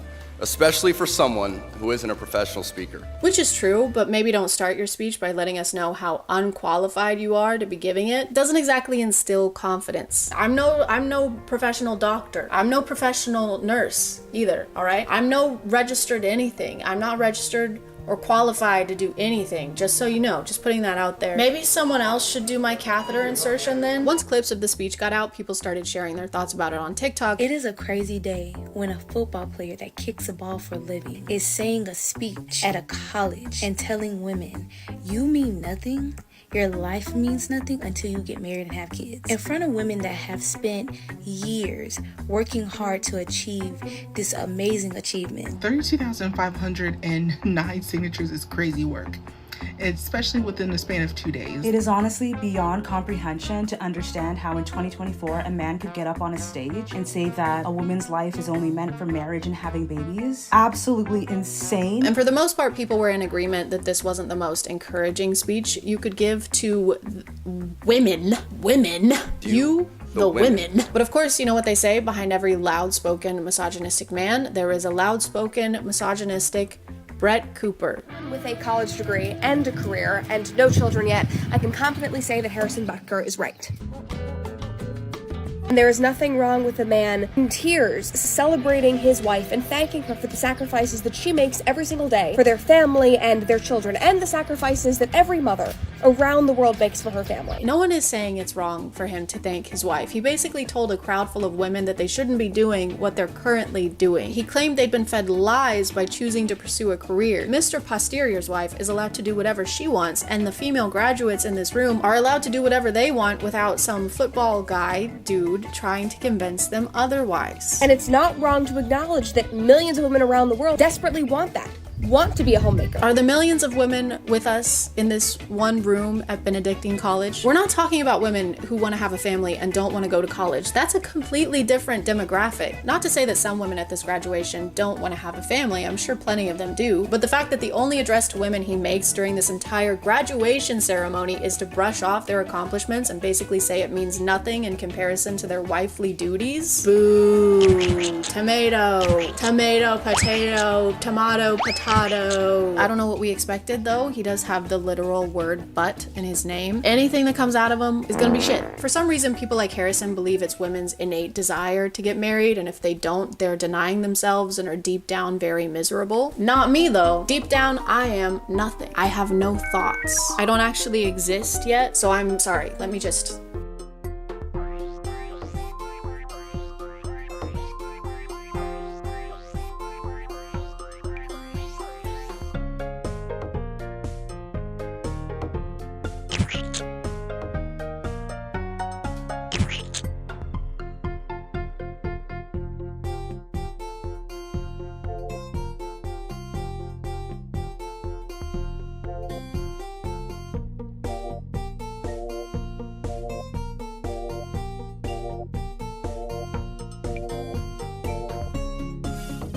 Hey guys, and welcome back to A Twin Show. My name is ChadChad. Not really. And I am a psychologist. You are a psychologist. Everybody is a psychologist. At least we would be on TikTok, where putting text on the screen means whatever it says is automatically and undeniably true. Like this one, for example. Psychology fact. If you aren't subscribed to ChadChad, your head will fall off and you'll never find true love. Don't believe it? Just look at this guy. They call him headless for more than one reason. He gets no bitches. Psychology in real life is, by definition, the mental or behavioral characteristics of an individual or group. But on TikTok, its definition is, why won't he text me back? Why doesn't she want to kiss me and smooch me on my face and my body and my butt? How do I force someone to love me genuinely and authentically using science? Tell me! And so a lot of TikTok psychology is focused more on love or how to handle social settings, which is less psychology and more just advice. Psychologists make studying human behavior their life's work. I don't know if they'd want to weigh in on whether your crush likes you back or not. That's kind of like hiring an architect to install your IKEA shelves. A little lower. A little lower. Just a little bit lower. I helped design the Empire State Building. I can't get any lower than this. If someone looks at you while they are laughing, they are attracted to you. If someone laughs at your joke, they totally want you. Doesn't matter who you are, where you are, it's going down. And then she said, no, that's a barracuda. Ew, dude. I'm sorry. Don't look at me when you do that. It was a funny joke. I couldn't help it. We're cousins. Oh my God, you're right. I feel sick. Are we going to jail? I'm gonna throw up. But if you want to throw down, then you should check out today's sponsor. This video is sponsored by Era. And I'm human, okay? I'm flawed. I know, it's shocking, but it's true. Even though everyone is always reminding me to drink water in real life and online, I still forget all the time. But that's where Air Up comes in. Air Up is the world's first hydration system that flavors water using only scent. You just fill your bottle with plain water and add one of Air Up's flavor pods, which come in a bunch of different flavors. My favorite right now is tangerine. To activate the flavor, you just have to pull up the pod and sip from your bottle while holding it straight up, and it tricks your brain to think you're drinking orange vanilla swirl, but you're not. You're drinking plain water with nothing added into it. It's like you and your nose are pulling a prank on your mouth. It also helps me remember to drink water because it makes the whole thing more fun. I get to drink yummy water and there's pranks. the fun never ends. The bottles are also really cool and customizable. You can mix and match the colors on them until you have one that fits your style perfectly. If you want to check them out, you can click the link in the description and use my code NOTREALLY for 20% off of your order. Thanks to AirUp for sponsoring today, and let's get back to the video. Psychology facts. Your school years are either the best or worst years of your life. This is really good because I was just wondering, are my school years going to be the best years of my life or the worst years of my life? And then I read this and it didn't answer either of those questions. Whoever wrote this fact is the last person you want in charge of a weather report. Over here we have a 50-50% chance of rain, which means it either will rain or it won't. We also have a 50-50 chance of a level 5 hurricane, which either means you and your family should take cover or go sit under some really, really tall trees. When someone starts thinking about you sexually, you may feel their presence even if you are miles away. So you become like a horny telepath. Yeah, I've basically got like a built-in Cerebro, but instead of detecting mutants, it detects big old boners. They call me Cyclops because of all the one-eyed monsters I find. There's a lot of comments agreeing with this and saying that they've also experienced it. I have felt this many times about the same person. Truth, and my ears are constantly ringing. I think you guys might have a medical condition. You don't have a psychic link, you have tinnitus. Man, Casey sure does have a fat ass. That is one massive dumper. She's got a colossal wagon, a tumultuous fart bucket. That's a prodigious derriere right there. Psychology facts you don't know. The first to apologize is always the bravest. The first to forgive is the strongest. The first to forget is the happiest. I didn't know those metal signs from Hobby Lobby were 100% psychology facts. Psychology fact. Always be yourself. Unless you can be a dinosaur, then always be a dinosaur. Psychology fact. Farmhouse. Psychology fact. Gather chicken, trust drink, not the Sometimes you get people talking about dark psychology, which is code for I'm gonna show you how to manipulate some people now by talking about things that I am in no way qualified to talk about. Here's a dark psychology trick to make anybody fall in love with you. This is 100% manipulation. I do not recommend doing this to anybody because it is super toxic, and I'm only making a video on it so you can at least be aware if it's happening to you. It's just a 3-step hot and cold technique. This is how to make anyone fall in love with you. Literally anyone, okay? Pedro Pascal, anyone you want. It doesn't matter. But don't do it though. Seriously, it is super messed up if you guys do this. So don't even think about it, okay? So step 1. Emotionally and physically, you have to pull away from them because this is going to make them feel insecure, like shit, and most importantly, the need to chase and get that validation back from you that they just got addicted to. And then you just have to turn that on button back on again and start validating them. This is going to make them fall in love with you, but in a very unhealthy attachment style. It's kind of messed up to use second person pronouns after that disclaimer at the beginning. I do not recommend doing this to anybody. The way this is phrased is literally like a step-by-step. And it even says good luck at the end. Good luck. Why do we need luck if we aren't supposed to do this? Okay, so here's how to restock the warehouse. Okay. But this is a bad way. This is a bad way. Don't do it this way. Got it. Okay. Take all the inventory, put it on the shelves. On the shelves. Take it back down. Take back down. Piss on it. Piss on it. Throw it all away. Got it. And then what's the correct way?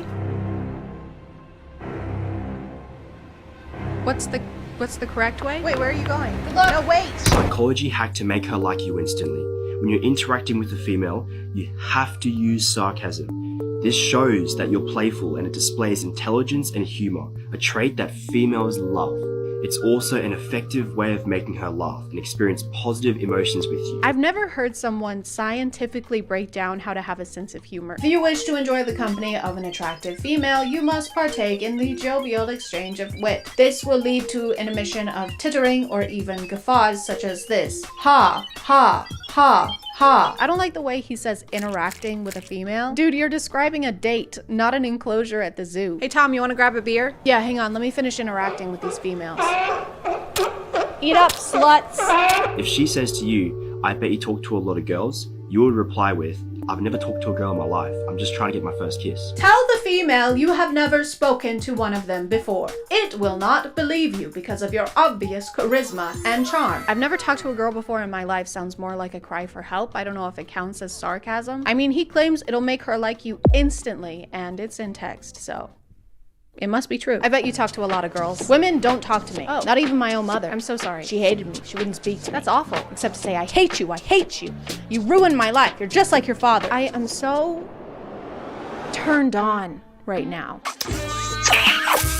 Psychology hack to get inside a girl's mind. Guys, please be careful when you're using this because this is dark psychology and this is going to make her think about you non-stop. So when you're talking or texting a girl in a casual manner, I want you to wait for a break in the conversation and then say, hey, there's something I want to tell you, and then right after that, just say, oh no, never mind, it's not worth it. What if you got in her head by being an enjoyable person? What if you fucked around and formed a meaningful connection with someone? As a joke. Videos like this just seem like a confession to me. It's like a self-report. You're basically admitting that you can't get people to go out with you without studying dark psychology hacks on TikTok. That seems like something you would maybe want to keep a secret. Yeah, females love me. As long as I make them question their sanity and play weird mental games that make me feel like I'm in control of all of our interactions. I think what they love most about me is probably how normal and chill and normal I am. And normal. This will make her go crazy and she's instantly going to be saying to you, what is it? Like, please tell me. And she's going to be going through so many scenarios in her head of what she thought you were going to say, and it's going to be stuck in her head for literally hours to days after you said it. And when you do end up telling her what was on your mind, you can just say something stupid and funny like, hey, I just wanted to tell you that I like food. Say something funny. Like, I love food. I love food, guys. I really, really love food. They say you are what you eat. And that must make me food, because I eat food and I like it. What's the deal with airplane food? Because I love it. It's my favorite. I like it a lot. Ha, ha, ha, ha, ha. Some of these have this weird thing where they're basically dramatizing mental disorders in a cartoonish villain Shane Dawson documentary kind of way. Psychology trick to test if someone is a narcissist. If you suspect someone is a narcissist, tell them something that would make them look better by being your friend. For example, that your father actually owns a private jet that you use to travel around the world with. Now look them straight in the eye. They'll either show a hopeful smile because they found their new victim to draw resources from, or you'll see a jealous, hateful look. And if they say something like this, aha! Now I've got you, my pretty. Do not let them on your private jet. They may have bad intentions. Give me your shoes, bitch. She makes it sound like there are only two potential responses after telling your friends this. They'll either smile, which is bad, or they'll look jealous, which is also bad. Which one are we trying to avoid? Because both of these sound like terrible friends. It's also kind of hypocritical to do this in order to test someone else's psychological state, because you are literally lying to your friends in order to manipulate them and do some kind of DIY psychology test. You are also a terrible friend. What's that Bible verse about telling your friend they've got dirt in their eye? Hey, you should really get that dirt in your eye checked out. What do you mean? Who are you talking to? Sorry, I can't see with these really tall trees in my eyes. She wraps this up by saying that you should eventually reveal you were lying. Then you say, just kidding, my father can't even afford a private jet in his dreams. Their next facial expression will tell you everything. And then she doesn't tell us what facial expression will tell us everything, or what it will tell us, or what we're looking for. Sometimes it's like they aren't even trying to make it seem like they know what they're talking about. The most important part of roofing is, and I can't stress this enough, the most important part, and no one can argue this, absolutely no one. Someone could literally die if you don't do this part that I'm about to tell you. Hey, you can't be up here. Put that down. Are you stupid? No, I'm licensed. Yeah, right. Are you calling me a liar? Well, I ain't calling you a roofer. She also has another hack to tell us if our friends have bad intentions. Share a fake problem with them. For example, that you're about to invest $1,000 into something. Say that you don't have a lot of money, but you really believe in this investment. Now pay close attention to what advice they give you. They give you an advice where they end up getting a cut of the money. That's a huge red flag. She even tells us to pay close attention. Now pay close attention. Which is my favorite part because it implies that if we aren't focusing really hard, we'll miss that someone is trying to steal from us, which is ridiculous, okay? I would know if someone was trying to steal from me. Easy, I'll show you. Protecting your home against theft is very simple. There are a few precautions you can take. Today, me and my friend will be demonstrating how to make your home thief-proof. So first, you're gonna wanna... Hey, I'll be right back. Okay.